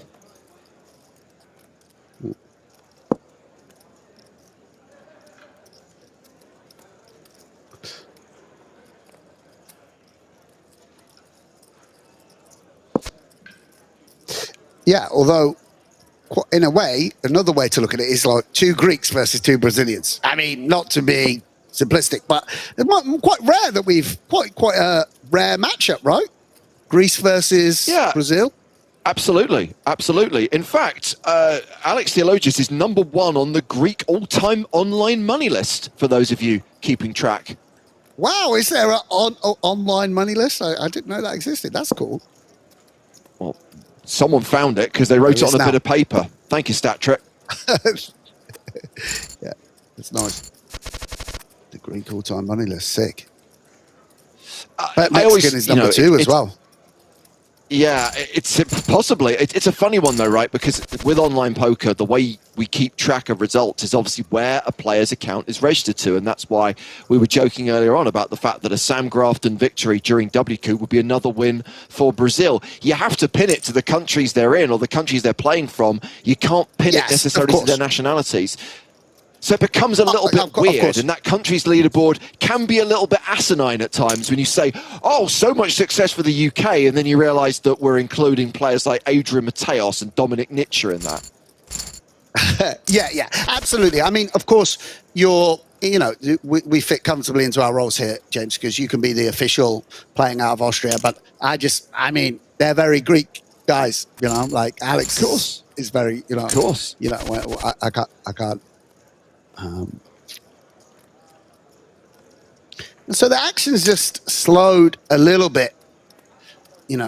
Pone, Diddy, and Mexican getting ground down somewhat, with Padilla able to open freely on his button and cut off. And then when Padilla is in the blind, Brits doing likewise. And until, especially with Pone, Diddy, and Mexican having the same stack, it's going to mean that it's difficult for either one of them to make a big move, If one of them gets shorter, they'll be able to play a little bit more freely, have a little bit less ICM pressure on them. But until, the final seems to be almost a little bit at equilibrium right now, with Padilla raising, happy to take down the blinds, and Pone, Diddy, and Mexican staying out of their way somewhat. And Padilla checks again. And Mexican not gonna you're just gonna hope that this ace chops some small amount of the time. Padilla should feel comfortable value betting now. Obviously, can get value from 7 worse kicker, perhaps. And I think the thing is a lot of worse hands than ace high would bluff at some other point in the hand. So for that reason, Mexican wisely letting it go. Okay, Sam, we'll keep one eye on the action, but I've got a little bit of a WCOOP quiz for you right now. So Brazil have 118 WCOOP titles and sit in 4th place on the country's leaderboard. Which country is number 1? So it's like UK, Canada, or I'll give you a clue. The UK is number 2. The UK is number 2 on the list with 147 titles. The country in 1st place has 159 WCOOP wins. I mean, it's not Russia, is it? On the mixed games. It is Russia. I mean, it is Russia. Yeah. Yeah. Yeah. I mean, these guys, like, whenever you see a horse tournament being won, normally there's a Russian screen name behind it. Is that you think something generates it? Of course, there's great Russian no limit players as well, but I think maybe some of these stud titles going in that direction. Yeah, that is a good trivia question. Well, this is a classic Joe Stapleton hand. Open-ended straight draw, rivers a pair. No good against Pabritz's jacks. So we established Russia number 1, UK number 2, Brazil number 4. In 3rd place, and this I think is so impressive, the USA with 136 titles. And let's not forget, the USA have not competed in WCOOP since 2010. That's, I mean, big in the game back in the day. And Mexican with a little bit of an illegal open here with the pocket 3s. You see most players folding that and gets punished, rejammed by the deuces. Slight misstep from the legend himself. Much better to be opening these type of holdings. When we did our thing, we were given, look at this, Padilla. Taking it to the streets, 6-5 of clubs. And look at this now, right? Like Padilla has flopped absolutely nothing, but If you had to bet who's going to take down this pot, might delay a bluff till the turn. But I mean, a lot of the hands that flat are hands like Jack 10, Queen 10 suited, Queen 9 suited. And yeah, bets out and Mexican. No pair, no draw. Yeah, when we were doing the thing, we were asked to do James Bond trivia for you. And when we were doing like whatever, we did that sit and go. I was going to ask you, do you know Ian Fleming has I think even an Oscar-winning film, a successful film based on a children's book he wrote? Do you know what that book is? Chitty Chitty Bang Bang. There we go, Harkin. Yeah, legend. There you go. Easy game. The film version also produced by Albert R. Broccoli and Harry Saltzman. Ah, the same. There you go. I'm pretty sure basically he threw that. I'm pretty sure he threw that book in for free when they bought the Bond films. It's not a good story and it's not a good film. Right. Long time since I've seen Bedknobs and Broomsticks, but there you go. When was the last time you watched Bedknobs and Broomsticks, by the way? In the last 10 years. It would have been because I have a child, and obviously, inevitably, you try and go back and show them all the movies that you watched as a kid and then realize, my God, these are terrible, or they've dated really badly, or they need the Disney Plus warning at the start about cultural representation. Sure. I can believe that.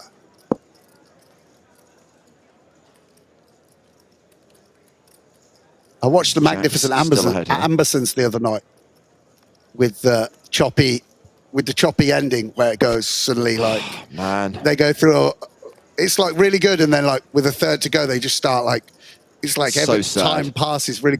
Yeah, really. You know that obviously, over the years, people have talked about, is there any possibility of a restoration? The studio burnt all the footage. Doesn't exist anymore. Yeah. I read, obviously, I knew anyway, but I read the Wikipedia afterwards. Although apparently they're launching a search because they sent one, he was doing another film in Brazil, I think, and they sent down a rough cut to him, and it's been lost, but they're going to launch a expedition for it. Mexican here, recognizing that Padilla, when he doesn't bet the river, probably has a hand exactly like Queen 10. Very, very precise targeting of Padilla's hand. And Padilla very high in his river checking range, right? So sorry to interrupt, Sam, but we have got an urgent request from Mr. Jam 1978, who says, OMG, stop talking shite. To you, Mr. Jam, I say, stop talking. You're banned. There it is. The hammer. Wow. The Bedknobs and Broomsticks digression not appreciated by the hardcore poker fans. I'll allow it. I understand. Write in with your requests if you want to know a little bit more about ICM and blockers and reverse blockers and unblockers. I am happy, I'm happy to share. Apologies there to those of you not interested in Ian Fleming trivia. So here we have a little confrontation between the big stacks. See, Padilla can't just run a huge bluff for 75 big blinds. So Pabrit's a little bit more protected. Still has to be cautious versus the covering stack. But can defend a little bit more widely. Call turn barrels a little bit more easily. And Padilla probably not going to show down for much this 9. Maybe he beats some 3s, 4s, 5s. Most of those will have a club, though. I wonder if he goes for it here. We saw him get... Yeah, there we go. Blocking, I don't know what, boats, I guess. But targeting a jack. Just like Mexican targeted a value bet against a 10. This is designed. This is as if you've got king, queen, and you check back the turn, or you got pocket 7s with a club, and you check back the turn. And very nice, subtle play. And look at this, it doesn't work. Very nice play from both players. I think doing it with a 9 and a queen, a little bit off. Maybe want to pick just really low, nothingy hands, but can't blame Padilla.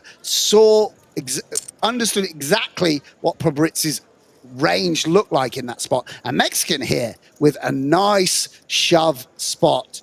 2 strong blockers. I mean, you know, can't really get, and he doesn't go for it. Just a call. Calls. Just a call. Top pair for Pedro Padilla. And Sam, after that hand that those two just played, they are now really close in chips. One might even say, well, neck and neck. Yeah, and everyone with a bit of action here. Ace-Jack still got some strength with that nut shot. Padilla, top pair, but no backup to go with it on a board that's going to hit certainly the small blind quite hard. And for that reason, takes off a card, hoping to see exactly this kind of brick. The king just a little bit more cleaner when 9-7, Jack 9, Queen 9, Queen Jack of all missed. And Pabritz will fire. And frustration for Mexican with this under-repped hand in the big blind. Obviously, don't want to be judgmental about him passing up the shove there. See, he's someone who's going to have his own sense of the way these finals should play. Padilla certainly going to call. Most of their kings they would have bet on the flop. And Pabritz, do you go for it on the river? Doesn't fire. And Padilla deciding whether to value bet. When Pabritz leads that size on the turn, are quite polarized. So quite often they're going to have maybe a better hand than King 3 or just this kind of holding that can't call a river bet. And for that reason, Padilla just checks down the King 3, not wanting to value cut themselves or open themselves up to a tricky check raise. Yeah.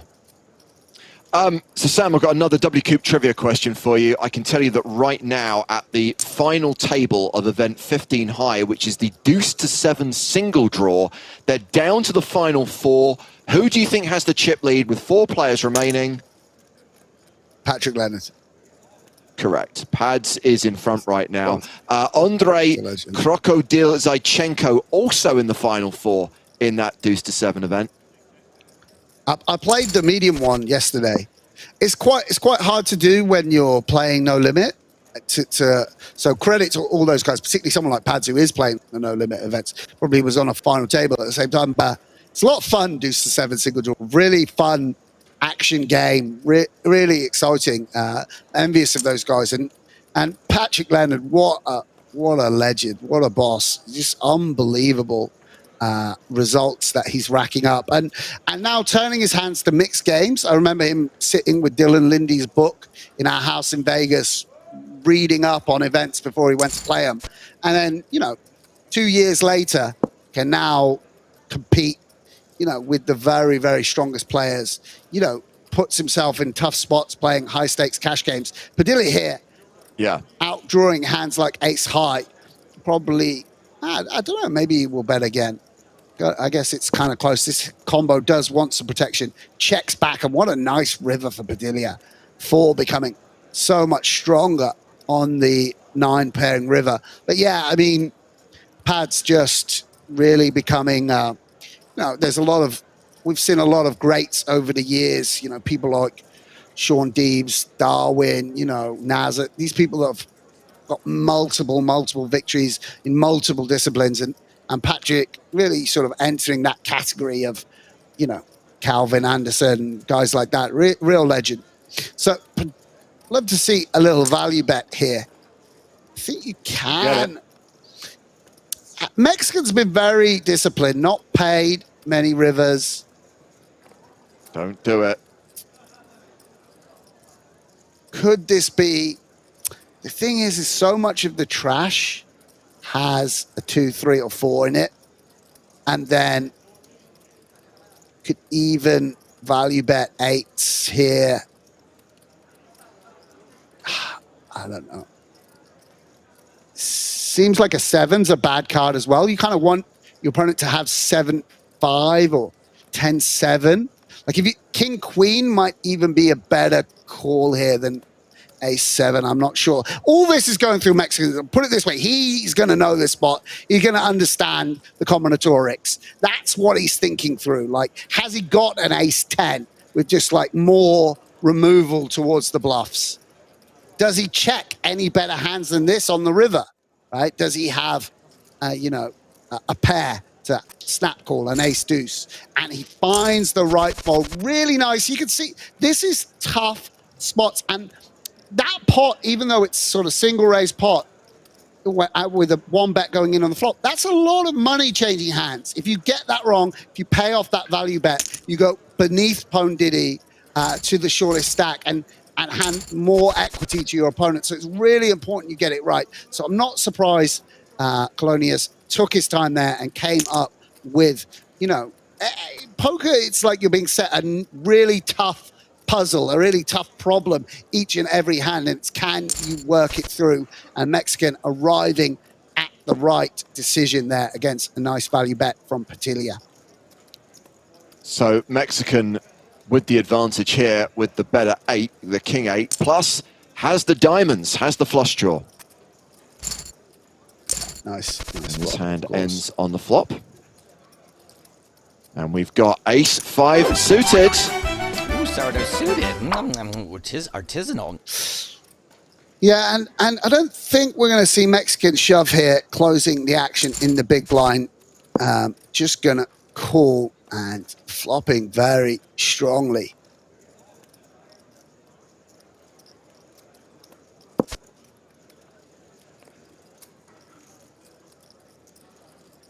Well, yeah, ace 10 way ahead here, especially with the diamonds. Yeah, quite close between just value betting your hand and keeping it sort of in your check call range for sort of protection across runouts. It's not likely you're going to fold out better, right? Not going to fold out any pair or ace queen, but does elect to bet. I mean, you could fold out ace queen and ace king. I stand corrected.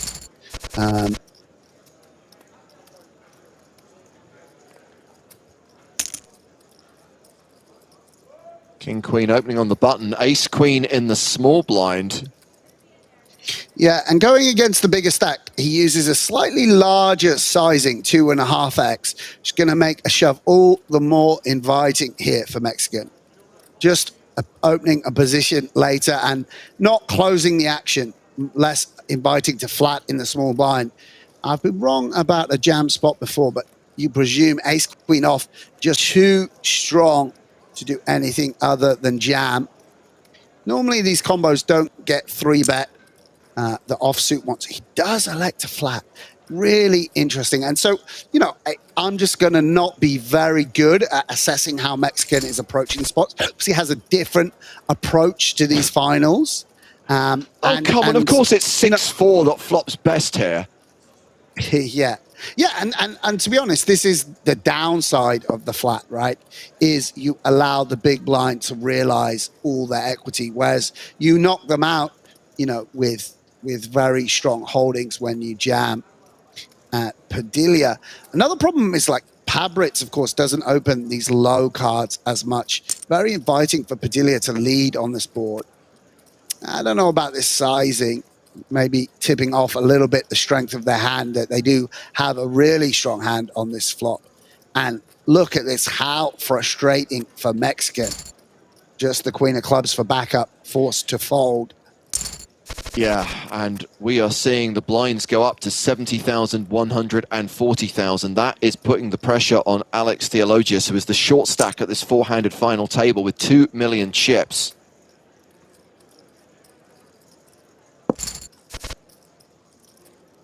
Goes to the flop and is still behind.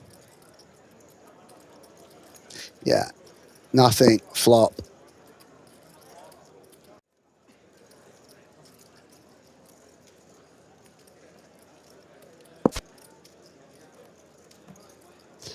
And nice turn card for Padilla.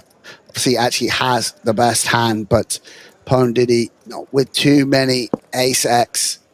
Most of those would have shoved in. Actually, sort of feeling like 10 high. I mean, look at it's almost clairvoyant.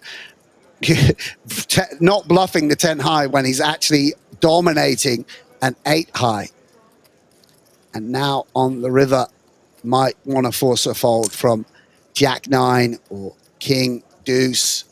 Quite believable as well if you were holding a Jack high.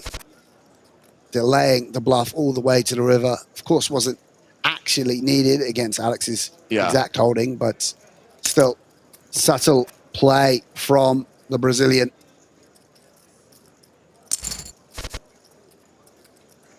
Nine, 8 versus 3s.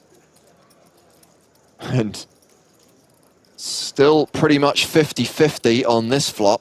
Straight draw. 2 live cards versus the 3s. Now Pabritz with the advantage. 68% favorite.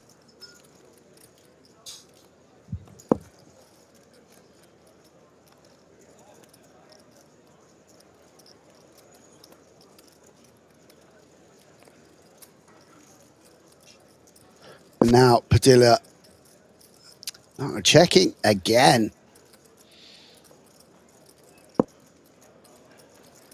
These two probably, well, certainly battled a lot. Cautious about opening themselves up. And again, Padilla taking it all the way to the river. Very credible that they might have a jack in this line.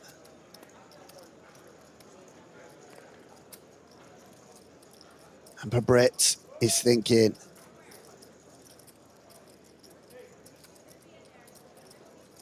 they made a hero call in this very similar spot just a minute ago.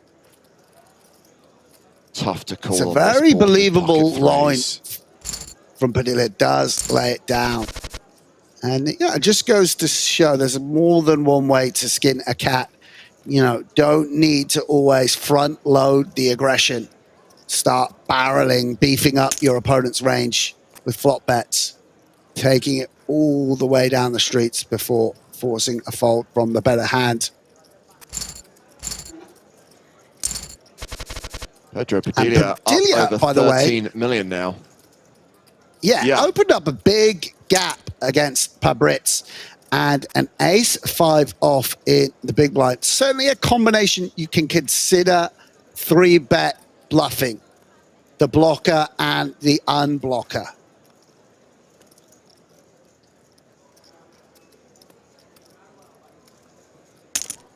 And it's going to be a difficult spot to navigate for Pabritz. Big, old sizing.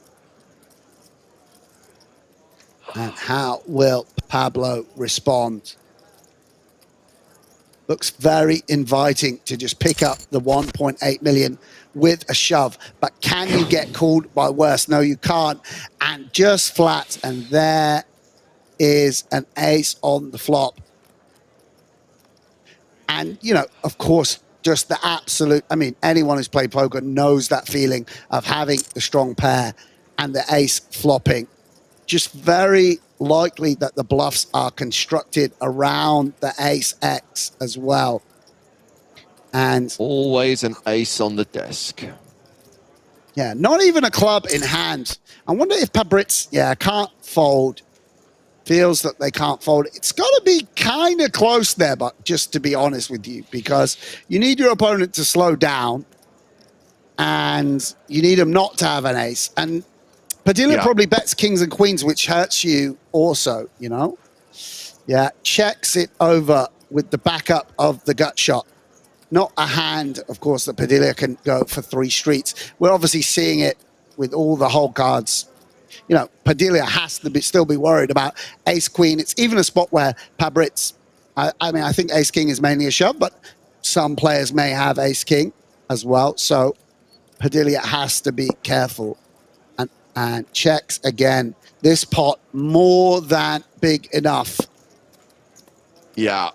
Huge. It's going to see A big gap emerged now. 15 million chips for Pedro Padilla, a 3-1 chip advantage over Pablo Brito, who's officially second on the leaderboard.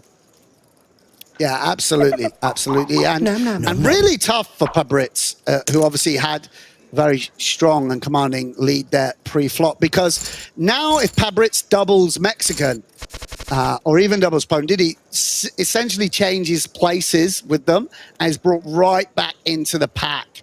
And so now it has to be way, way more careful. And this is just going to give Padilla an opportunity to run riot on this final.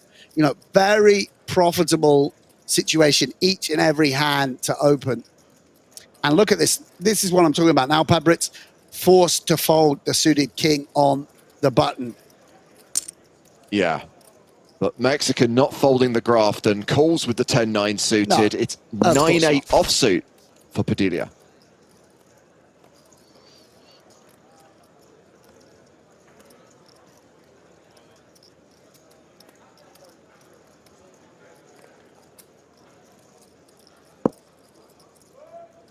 I just feel sorry for every other player at the table right now.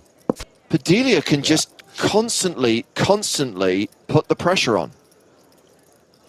Yeah, I mean, to be honest, he's played very, very well on this final, and I'm sure leading up to this final, but everything's gone his way. Obviously, there's so many times that you 3-bet the ace-5 off there, get flatted, fire a c-bet into oblivion, or your opponent flops a set and you catch a piece. There's so many bad outcomes there, but instead flops the ace, gets to show the hand down, really, and you know, even here runs out. The 9 is dominated and it's going to run out a chop. Everything going Padilla's way. Oh, Sam, you might be saved.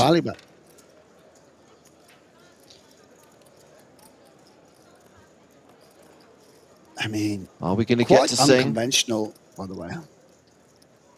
I guess you could get called by Jack out here.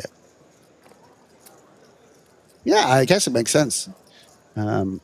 Mexican would bet an ace on the river. Yeah, I mean, this is what I'm saying. Padilla very in tune with where his opponents are in hands. And Mexican's just a little surprised about this. This sizing, he senses that this is value. Oh, we're not going to get to sing as the session comes to an end and we go on break with 4 players remaining. 16 million chips for Pedro Padilla. And across the PokerStars arena to the medium version of Event 14, back to the 1K Super Tuesday, where 36 players remain. And we're going to go back to Mike Sawat's Watson's table, where he is joined by Bruno Great Dant Volkman and by Jerry O'Dean, Perry Mason, and one of my favorite catvatars on PokerStars, the avatar of No Tillit.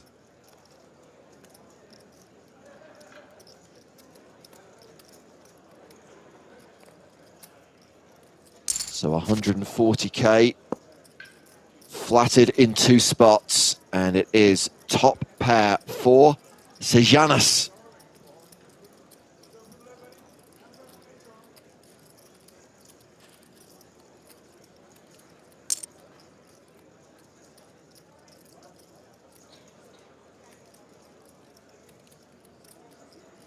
Yeah, and Perry Mason, no backdoor flush. And I think when people go this sizing multi-way on such a dynamic board, it's just very often strong. Nice fold there from Jerry on the flop.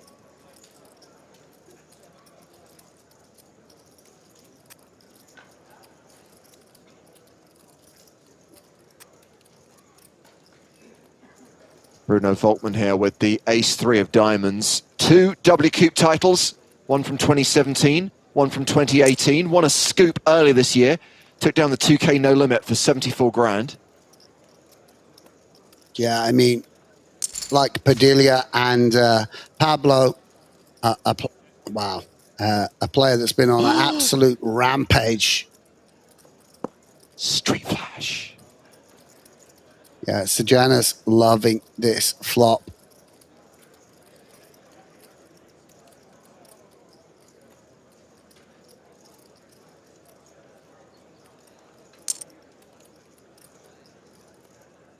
You want to point out to the viewers at home that the 9 of hearts has been folded. It's only one. Oh, Sam, why have you ruined it for everyone? Why would you do that? What a loser. So what can go either way here? Check raise or just call. Elects to check raise. And is ahead right now with King High. It is Sejanus who needs to hit. Yeah, and one problem is I don't want to say it's a problem with a straight flush draw, but yeah, you do get called by the dominating draws here sometimes. And now Sir Watts has got the same problem. He fears that this is either a very, very strong hand or the nut flush draw. And he's got himself in a little bit of a pickle with this check raise. Can the 8 high flush draw blow the king high flush draw out of the pot? No, they can't. He fades the street flash, and Sir Watts is up to 5.8 million. Yeah, I mean, this is how the game's playing these days. Very, very aggressive lines. I love the statement on the outcome of that hand from Sejanus. Everyone's favorite emote.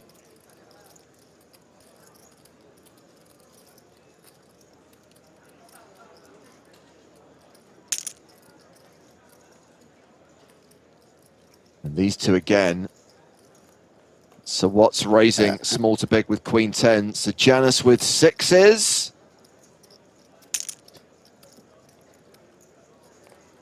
Rips. Virtual all-in. The fold from Sir Watts. And action continues in the Super Tuesday as we go back to the final table of the 10K. The players in this high roller about to return from break. Very much a tale of the have and the have-nots. 114 bigs for Pedro Padilla, 34 for Pablo Brito, 2 short stacks, Alexandros Colonius and Alex Theologius. I'm going to hand things over to Joe Stapleton. Sam Grafton still in the mix as we continue to follow this 10K final table. Hello, my babies, and welcome back once again to WCOOP 2021, event number 14, the high event, the 10K high roller, where the action is just like the massage my girlfriend got me for my 43rd birthday, four-handed. Joe Stapleton, Sam Grafton, the bitter end here. Pedro Padilla with all the chips, grudge matching it right now. He's trying to spite James Hardigan for saying that it was very likely to be a new WCOOP winner in today's event, doing his best to prove he'll be my favorite player of all time if he proves James Hardigan wrong, even a little bit wrong. Yeah, James Hardigan picking favorites, preferring the other 8 players. Yeah, Padilla will be releasing a YouTube video making Hardigan, eat your words. Like Kevin Keegan ranting. I will love it if we beat them. And Diddy floating the 2 overcards with the Queen 9, but to no avail. And May, I don't know whether you were tuned in, probably not, to be honest, but I don't blame you. Padilla is hitting flops, hitting boards. If he limps, he makes a pair. If he raises, he makes top pair. If he bluffs, he hits the flop. If he shoves, they fold. It's just going, dream scenario, really. Dream scenario. Well, he's managed to only hit 1 heart here, but King High is good. Yeah, I mean, and this is all an ICM game now, is it, Sam Grafton? Well, we love those 3 little letters here on the PokerStars. We cannot get enough of saying ICM. We love to say it. We've forgotten what it even stands for. We don't even remember it stands for what those letters stand for. Missiles. Yes. In spite of charmed missiles. But yeah, I mean, we've basically got a situation where everyone's in a coffin until they get really short. So Alex getting the very shortest is just going to free him up just a smidge. Padilla has to be just a little bit more careful, because whereas Pabritz can't get anything in against Padilla, Alex can. I mean, he's actually having a little tank here with Jack 9, by the way. So this is what I'm saying. Nope. You know, Alex is going to be able to call a little bit more liberally, because he can't outweight Pabritz, right? Pondidi can't just wait around and hope Pabritz gets in pocket threes against Ace King. He's got to create his own action. So for that reason, you know, it's going to pull Padilla back. But in general, Padilla gets to raise, the others get to fold, and that is the dynamic we're going to see for a little bit yet, you know. And particularly Pabritz, as the middle stack, is going to hope that Alex or, well, either of the Alexes busts relatively soon.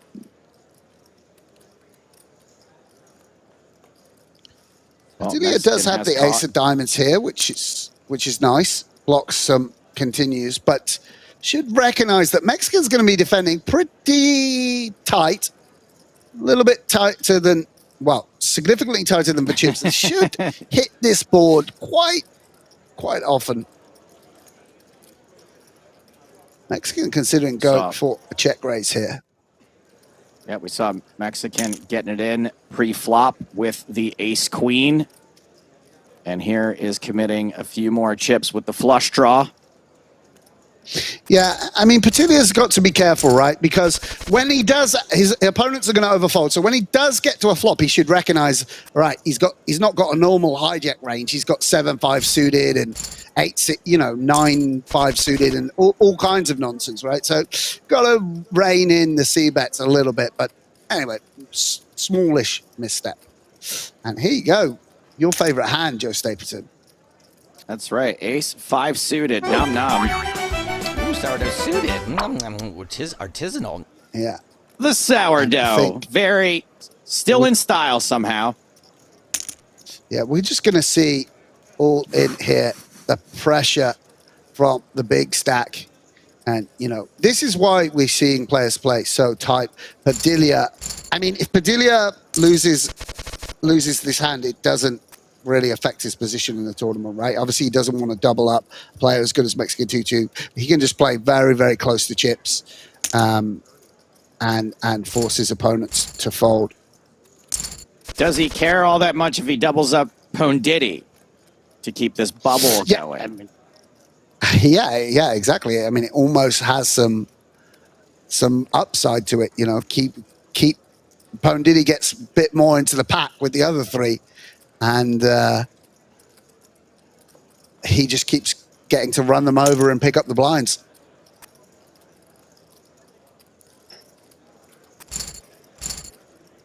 Pondini all in from the button, gets it through. Not a lot going on here. Are we going to see a rare Wallach? A Wallach? Yes! Wow, that's how handcuffed we are. We are Wallaching here. Yeah, and Mexican, I think, with the 3 kicker, I think you got to fold this. Could be wrong. Yeah. And here we go. This is going to be the confrontation. I think Padilla should be shoved. I mean, by the way, the antes are a bit smaller when you're four-handed, but I think you just get to shove 10-7. Looking good for a Pondidi. Double up. Did he double? Yes, he did. Yeah, and we spoke about the ladders earlier, but that double up is very meaningful. So just would have freed up Mexican. He would have got the an additional $32,000, which is obviously brilliant. And then also, as the shortest stack, would now get to play a little bit more. So certainly, Mexican 2-2-2 would have been rooting for Padilla to just win that all in.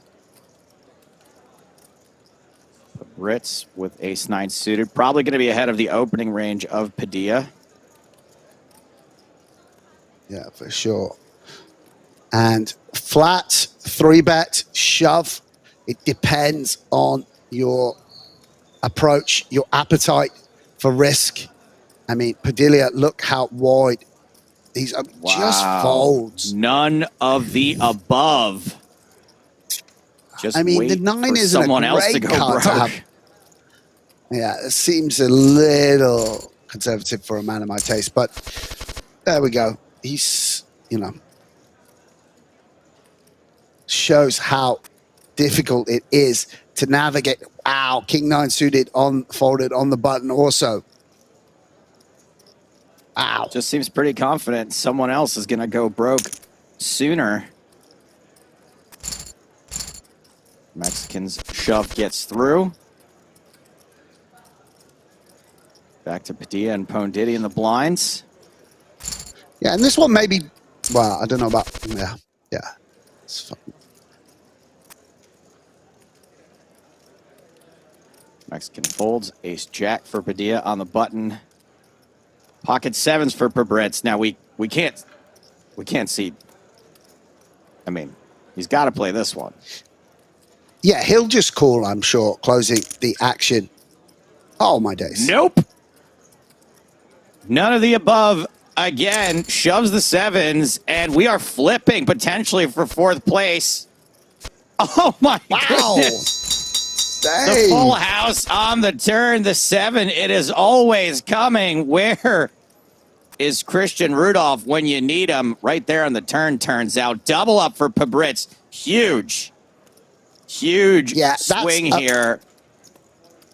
Yeah, that's a big turn card there. Change of fortunes for Pabritz, but also for everyone at the table. I mean, obviously Mexican and Ponditi would have loved that ladder, but also Padilla, had he won that 20 million against 2 stacks of 2 million, you're almost, you know, as good and talented as your opponents are, you know, you're almost guaranteed the title. You're going to win an incredibly high amount of the time. And now Pabritz is a very real rival for this 10K high roller title. So a remarkable flip there and a remarkable turn card. There is another. Pablo Brito can do some real damage now and is sort of above the fray as far as having to play incredibly. I mean, can't play super recklessly against Padilla, but at least can play pots against Ponditi and Mexican. Ponditi regaining the lead, catching this top pair of kings on the turn. Padilla with third pair now.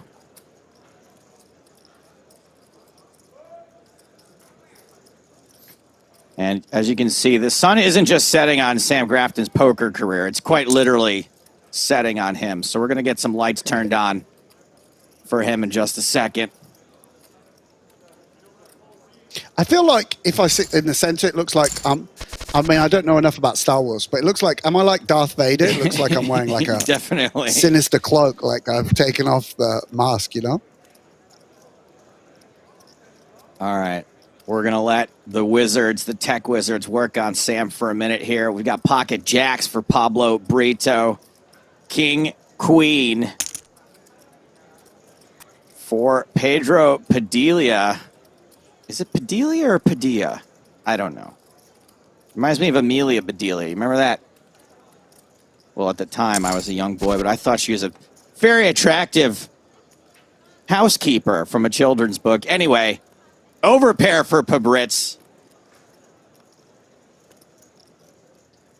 Couple of overcards. Uh-oh, and a disco for Padilla. Is this our first disco of the FT?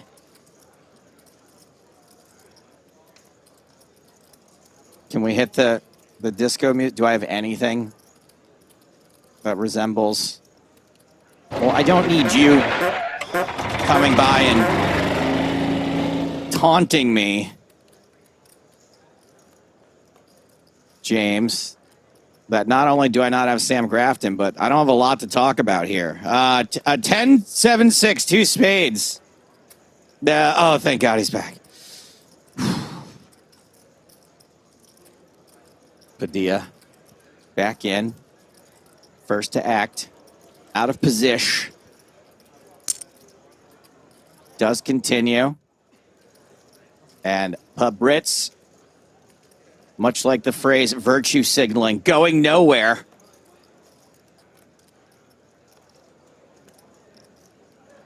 Does Pabritz put in a raise?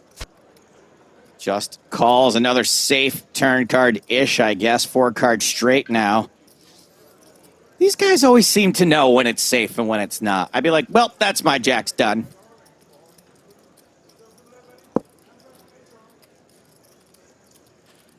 Dia still with outs. Most of the kings and queens live. It's the 13% chance of hitting at Pabritz. Maybe gonna put in a little bet here. Yeah, it is in fact a little bet. 1/5 the pot. Seems specifically designed to get a hand like King Queen to call, eh, Sam?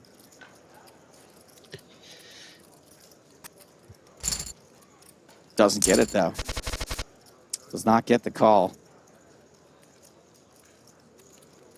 Yeah, and now these two guys drawing very, very level. Everything had gone Padilla's way thus far on the final. But now things slipping away from the Brazilian Hoist Stakes regular. Pondidi here with a great spot against a wide opening range. And this is going to bring Padilla and Pabritz, the pause, even closer in chips. This is no longer a one-horse race. Yeah, and just like we saw Pondidi get really short and able to play a little bit looser, now Mexican in that position. Unlikely that you're just going to naturally you can't just blind yourself down and hope Pondidi gets coolered. You're going to have to make the action yourself a little bit.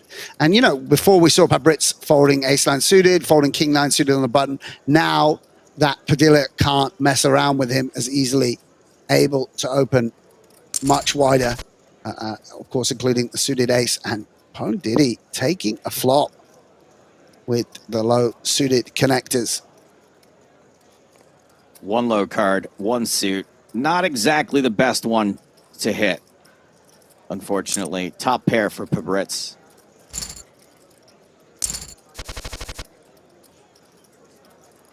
King 10 of spades for Mexican. First to act, FTA.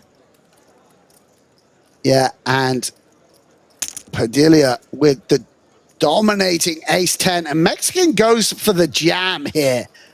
And see, this is a hand that plays very well as an all-in, but Padilla with the dominating ace. The dominating 10. Calls. Domination and Mexican nation. gonna need Mexican to get on the line. 2 spades on the flop, spade on the turn. That's going to be a double up for Mexican. Dose, dose, dose. And Padilla just getting beaten up, no longer on top here. Second in chips. That title now belongs to Pabritz. Yeah, and it's going to be a little test of Padilla's. See, you're still in an excellent position here, right?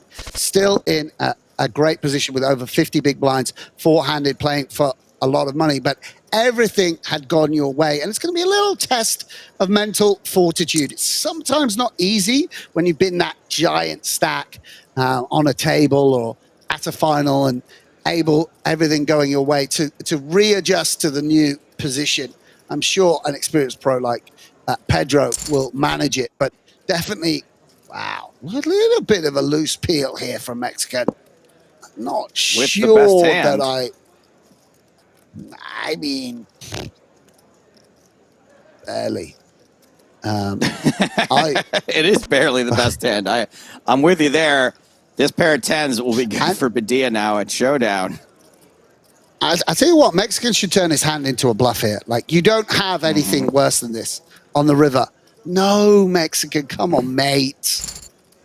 Come on, mate. I guess you should. No, if you keep yelling no Mexican like that, you may get elected the next U.S. president.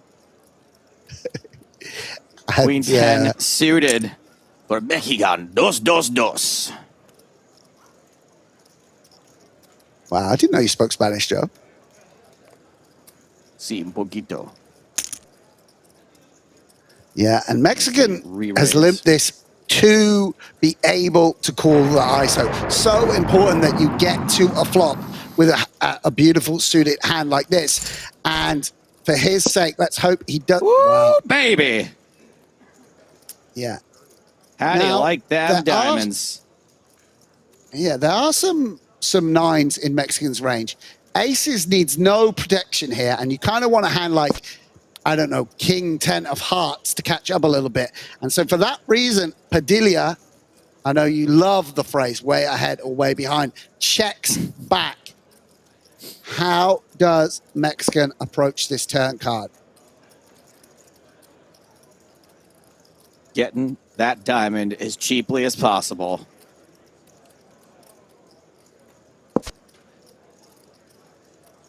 Rivering the open-ender. No good. Queen high, sadly.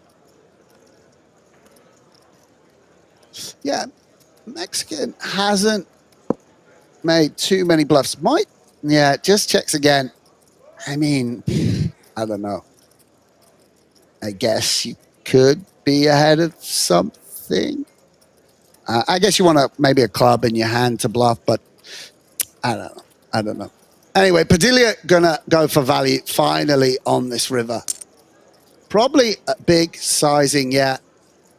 People tend to be greedy in this delayed line, wanting to sort of compensate for checking all the way. And Mexican been very considered on the rivers, but can't call with queen high.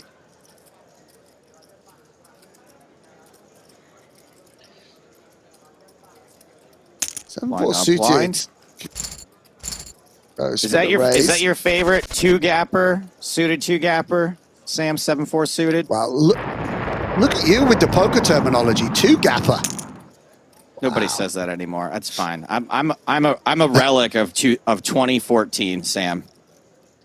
When you that was your peak, your poker peak. Yeah, probably. Mexican running into two aces again. Oh, did he? In the small. Does re-raise. Yeah, I'm not sure if I like this open with the small pocket pair. What can you do here versus the very polarized 3-bet? Not much.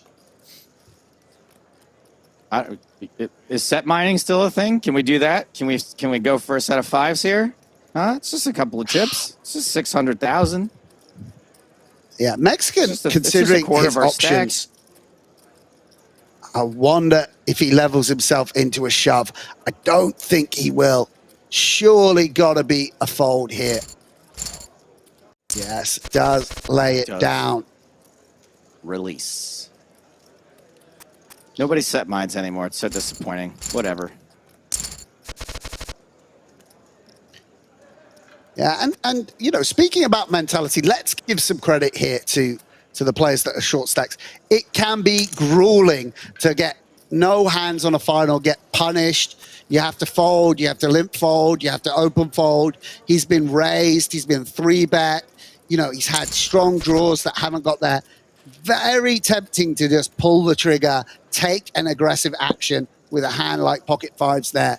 But, you know, obviously Mexican, having played such high stakes cash game, you know, played big tournaments, very, very strong mentality, and sort of showing it there. You know, it seems very easy from the comfort of a commentary chair. Of course, you got to fold fives here. Of course, you don't do well against the polarized range. But, you know, when you've played all day, you know, I played these last 3 days, and, you know, it's very, very taxing mentally, you know, to play against top class opposition, and you know, sort of you can feel like you're getting beaten up. You don't find any spots, and you know, that's a big part of being a top class poker player. It's having that kind of mental strength to pass up the spots when they're not good.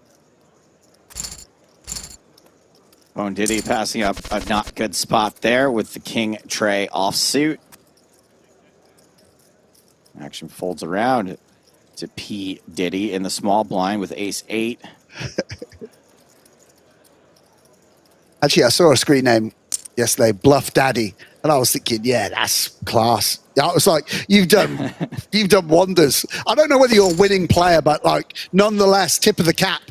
The day you signed up for your account, Bluff Daddy was available, jumping for joy. I mean, I think they probably were like Bluff Daddy 96 or something, but still. It's probably an actual daddy, though. There's no way Bluff Daddy is a day under 50.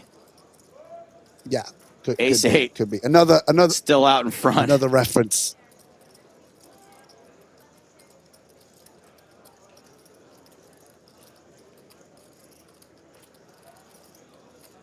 Yeah, and with Diddy so controlled with his frequencies. A lot of people could be tempted to bluff the ace-8. Bet the ace-8 for protection, but just very, very controlled with frequencies against a covering stack. Does now go for value.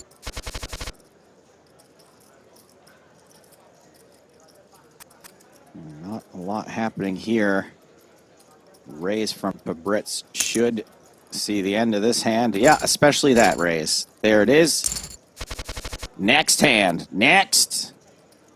Pocket fours for the Mexican in the small blind. I don't think we're seeing another raise fold situation. Nope, it's a shove. Snap call, the ace jack. We're flipping. Ace high flop. Four's in big trouble. Needs to catch a 4. No go. Adios to the Mexican. Out in fourth. $105,000. We're down to 3. Everyone else ladders up about $22,000. Yeah. Nice ladder for Alex, who can now take the gloves off a little bit as the short stack and play 3-handed against these towering stacks. And I mean, I already did a little bit speaking about Mexico's mentality, but let's give credit there.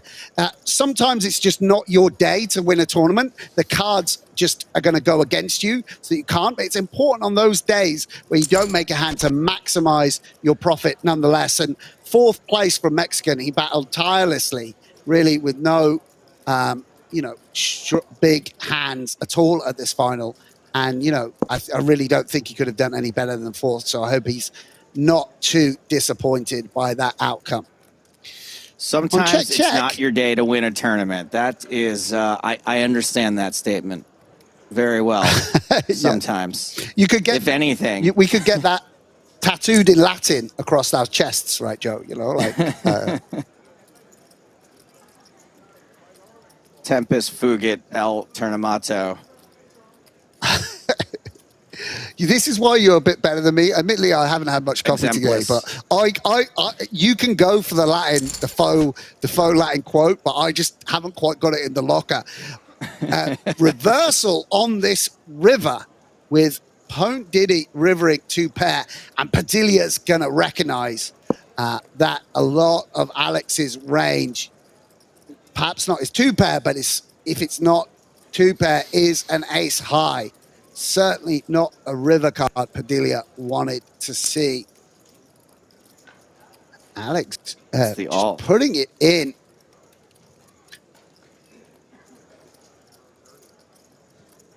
Padilla doesn't seem like someone to call off in these spots.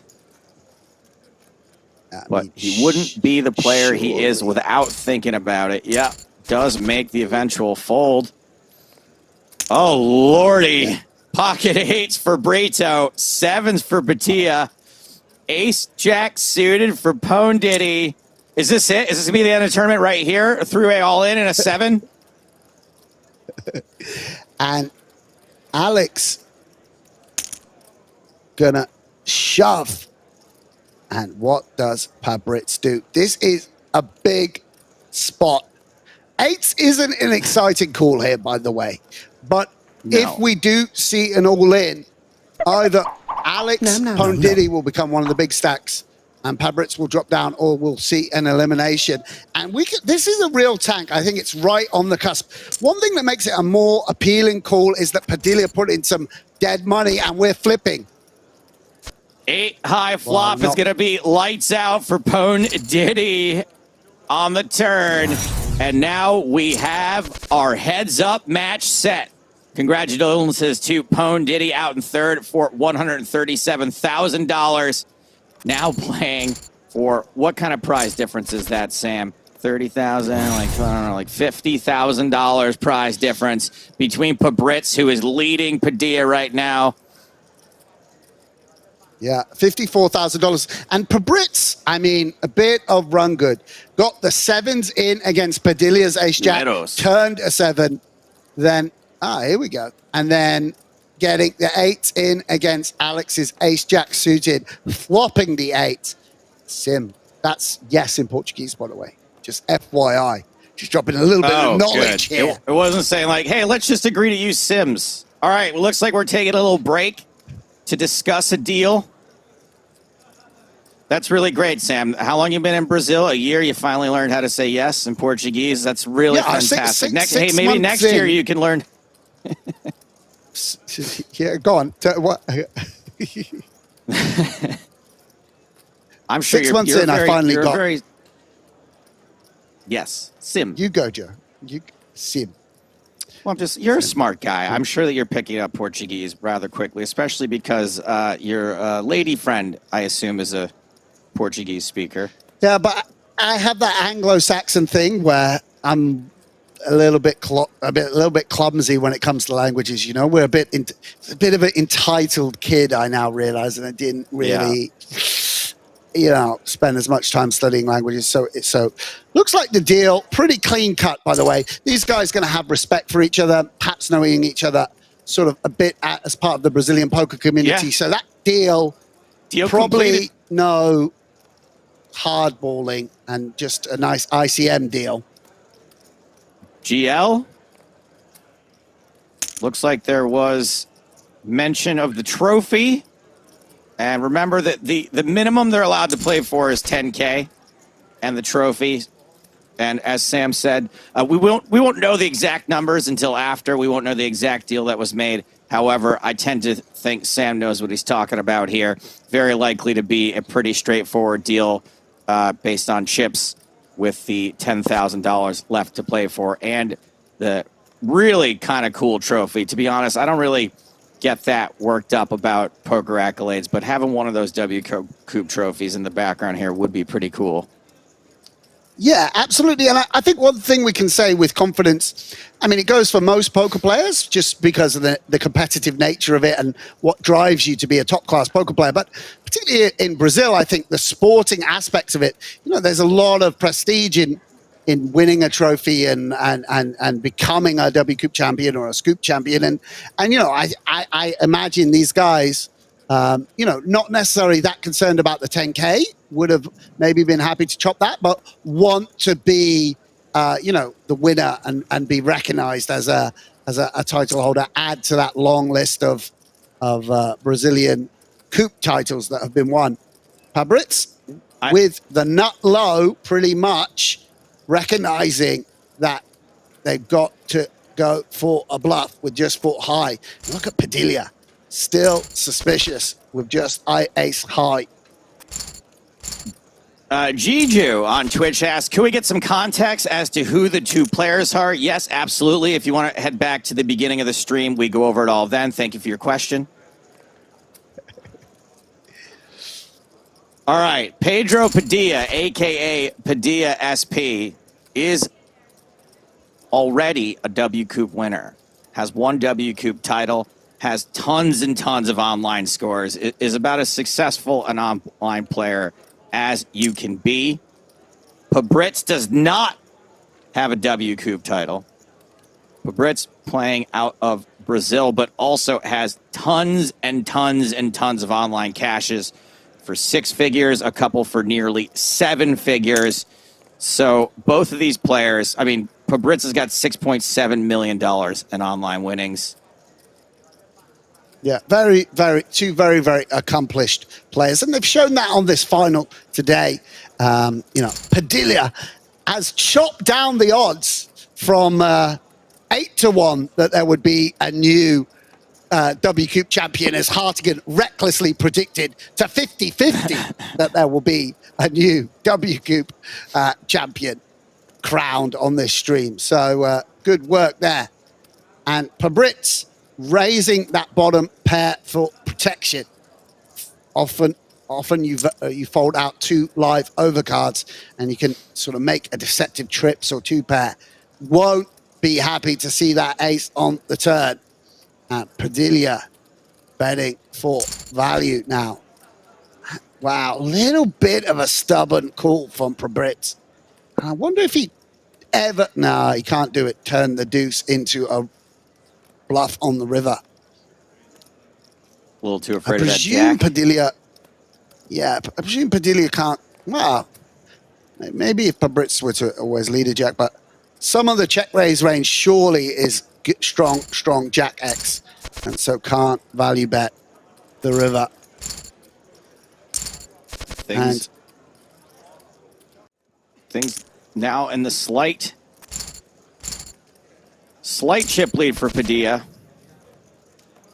Yeah. Now, Sam, what do you think about this, too, as far as WCOOP trophy is concerned? I think that in a year and a half that's been mostly digital, that the thought of, like, getting something shipped to you that you can hold in your hand, something to actually quantify, like a nice, just something you can feel and grasp and has weight to it, probably means a little something, too, these days, right? Just a little something showing up in the mail. Oh, absolutely, absolutely. I mean, I've always been drawn to the sporting aspect of tournament poker. That's one of the reasons I think I was always wanted to be a tournament player and never was as interested in cash game poker.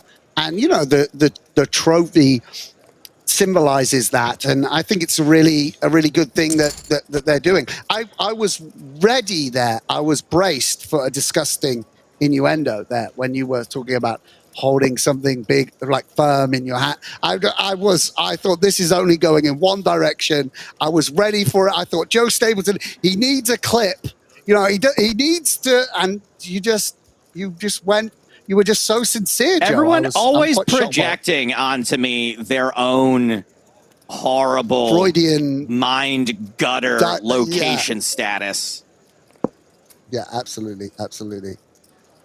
You are the living embodiment of the cesspit that is my subconscious. You are my the deepest. Pit works too. I am guilty of that. Yeah. My deepest, disgusting desires, given human form. I'm everyone's id, right? Was that what it is? I'm everyone's id. Yeah, indeed. Got ace king Padilla with a premium. PP Padilla.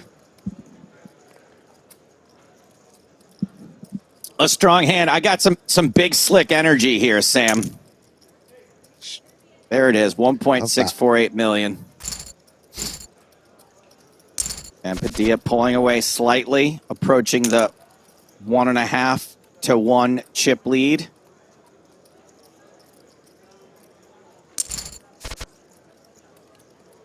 What? Oh, boy.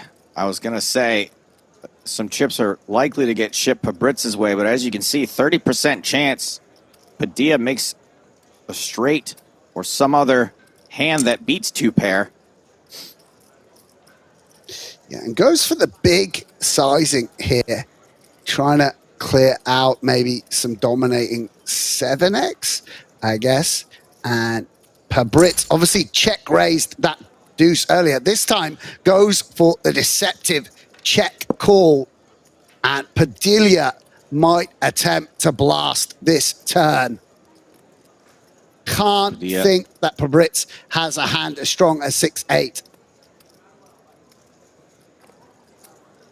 It was a big bet on the flop. Will the turn follow? Sure does. That is an overbet. And Pabritz is probably watering at the mouth right now. Yeah, and this is the problem with this strategy, using such a high equity holding in this big sizing, because if you get jammed on, you're gonna be forced to relinquish. You gotta go. And with so much money out there, that might be what happens.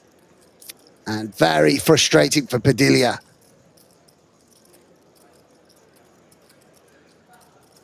Padilla gonna have to release this hand as well as the chip lead.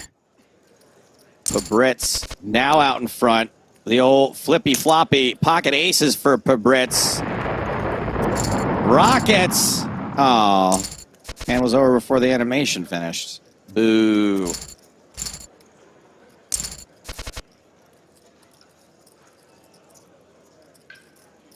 Potential redemption for James Hartigan as Pabritz looking to be crowned a first-time champion. The problem with Hartigan is that he's going to claim he wasn't wrong no matter what. So it doesn't really matter.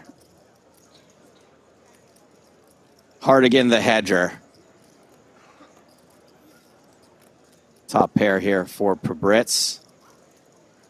Yeah, nice to check back this one with your worst jack, which has also got a bit of straight draw possibility, and makes for a nice value bet on the turn. And king high gonna look reasonable here. I mean, just does Pabritz check back many threes? Is this gonna be a bluff too often?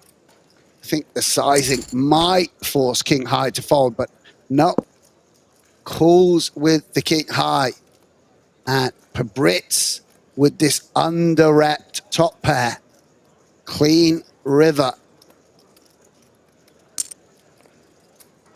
And gets the value bet pretty confidently. It's going to be tough to get a call on a king high, I think.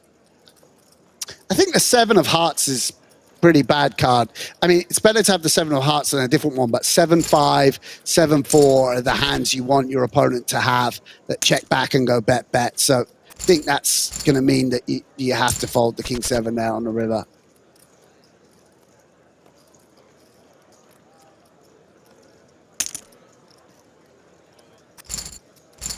Pablo Rito raising the button with queen 5. Take it down. King Jack now for Pedro. Well, we're guaranteed to have another Brazilian WCOOP champion, regardless of the outcome here. Yeah. Brits out flopping Padilla.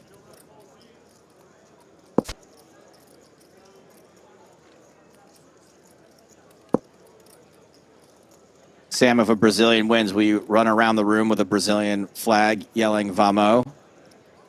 Yeah, always. Have you learned that one yet? That's why I'll never be accepted by the Brazilian poker community. Is like, I just don't have a good vamu. Like, it doesn't sound so Anglo-Saxon. I don't have it. I would imagine if when you apply for citizenship, like that's the last part of the exam is like having to run around the room with a flag trailing off of you, yelling "Vamos." Yeah, absolutely. Padilla again with a sort of flimsy bluff catcher. But, I mean, King Jack, they don't bluff with a king in their hand. So it's a reasonable bluff catcher. But Brits, we can see, can value bet any pair on the board. And so... And big hand there for Pabritz, who now has a 2-1 chip lead. Yeah, absolutely. So Dewey much asking how much does first get? It's going to be whatever the deal they made plus $10,000. There has been a deal. They weren't super far apart in chips when the deal happened, so I would imagine the chop they made is pretty close. And Pabritz takes that down with the semi-bluff. Yeah, in the region of 200K each, right? Yeah. I guess a little over 200K each, something like that. Yeah, absolutely. And Pabritz, we haven't seen too many 3-bets, just the ace-king from Padilla, but Pabritz with a hand to 3-bet for value, and Padilla dominated. But heads up, this is a strong holding think we have to go to the streets here with Queen 10. Otherwise, you risk just getting run over. We're taking it to the streets. Top pair for Pabritz. Gut shot for Padilla. Yeah. Boy, oh boy. We could. Yeah, and Pabritz obviously loving this spot here. So much Jack and giving X a pretty good price. By. Yeah. Padilla makes the call, turns the nuts. Pabritz in big trouble. Yeah, and in general, that's a pretty good card, right? Because King, Queen caught up a little bit. And also, like, they haven't made two pair, right? They don't have Ace King. So if your Ace 10 was beating their Ace, the King doesn't change anything. And Padilla probably going to just call, keep in Pabritz's bluffs. He'll value bet a set of jacks or Ace King on the river anyway. So I would imagine we want to just call with Queen 10 on a board where it's significant range King disadvantage. Jack is a possibility too, though, right? Yeah, but at this SBR, I think you just go for value and look to get hero called, or just called by Ace X. Sure. Yeah, I think you just have to put it in. You're going to check call anyway, so you don't. Yeah, here we there go. it is. Padilla with the double up. Pabritz steps in it big time there. Unfortunately, gets run down on the turn by the Broadway straight. Padilla doubles up. Another old switcheroo. Padilla now with the nearly 2-1 chip lead. And flops top pair. Now Pabritz with the gut shot. All things being equal, there should be a 3 on the turn now, right? Yeah, only fair. That's how it's what we like to say at PokerStars. We're the company where all run-outs are equal. Pabritz Imagine that if you knew that if you'd run bad, you were storing it up and that you would just get it back. Like every time you got a bad beat, it's like in the bank, like, wow, I got to play some hands. I can promise you that's not how it works. I know from experience that is not how it works. Padilla raising. Is check raise allowed? I don't even know. I haven't checked the T's and C's. Yeah, this is a problem with betting this kind of medium strength hand. Now you're playing a much bigger pot with the ace-5 high. Padilla not going to be in love with that turn card. Yeah, so close. Yeah. I have to say, I think we should probably be still betting. Not sure. Pabritz you want Pabritz to bet back again? No. Pabritz is going to check back. Oh, okay. For sure. Okay. I just wondering whether Padilla should probably bet again. And now Padilla might go for some value. And once again, yeah, let's go. Big sizing. Almost full pot. So ace is a decent card to have, but the 5 seems like a lot of the bluffs are 5-6, 3-5 potentially, or that might just fart the turn again. So you're blocking the bluffs fold, is what Sam's saying. Well, you can call with the 2. You're going to have some 10s. You've got ace king high potentially that you might have. Obviously, ace 5 might bet a little bit more than ace king high, but you know what I'm saying? It's like, yeah, like I think having a pair on the board is going to be a decent deal there. Like having ace deuce is significantly better than ace 5. Obviously, I'm just trying to give you a sense of what Pabritz is thinking. Sure. No, that's why you're here, and we appreciate it. And Pabritz, 3-betting with the best of it. Domination situation. Padilla does have position, is going to take a flop, and hits the live card. Yeah. Domination, rotation. Pabritz in big trouble yet again. Yeah. But Brit's going to be tempted to bet here just because you can knock out some king jacks and king tens, hopefully, some ace highs. See, this is a board that does hit the, you're supposed to have some board coverage, but going to hit Padilla reasonably hard. Certainly Padilla's going to have a lot of gut shots or pair plus gut shots. Oh, that's not good. And that's not good for Pabrits. Yeah. And Pabrits can just jam here and get called by 8-7, pocket sevens, king 8 and the like. SBR less than 1. There it is. This is very likely to be over, and it is indeed. Congratulations, Pedro Padilla, who denied the other 8 players at this final table their first WCOOP win by winning another for himself. As you can see, with the $10,000 prize difference that went to the eventual winner. First and second place, extraordinarily close here, with both Pedro and Pablo netting over $200,000. Back to bring it on home. Let's talk to James Hardigan about what we just saw. Well, I stand by my assertion that coming into this final table, it was very likely 8 out of 9 players without a WCOOP title. I guess I probably bopped the rest of the field and delivered Pedro Padilla that second win. But Sam, a deserving champion from the way he played, because this is the toughest level of competition. Absolutely. I mean, it was a packed final table with superstar players, all very accomplished.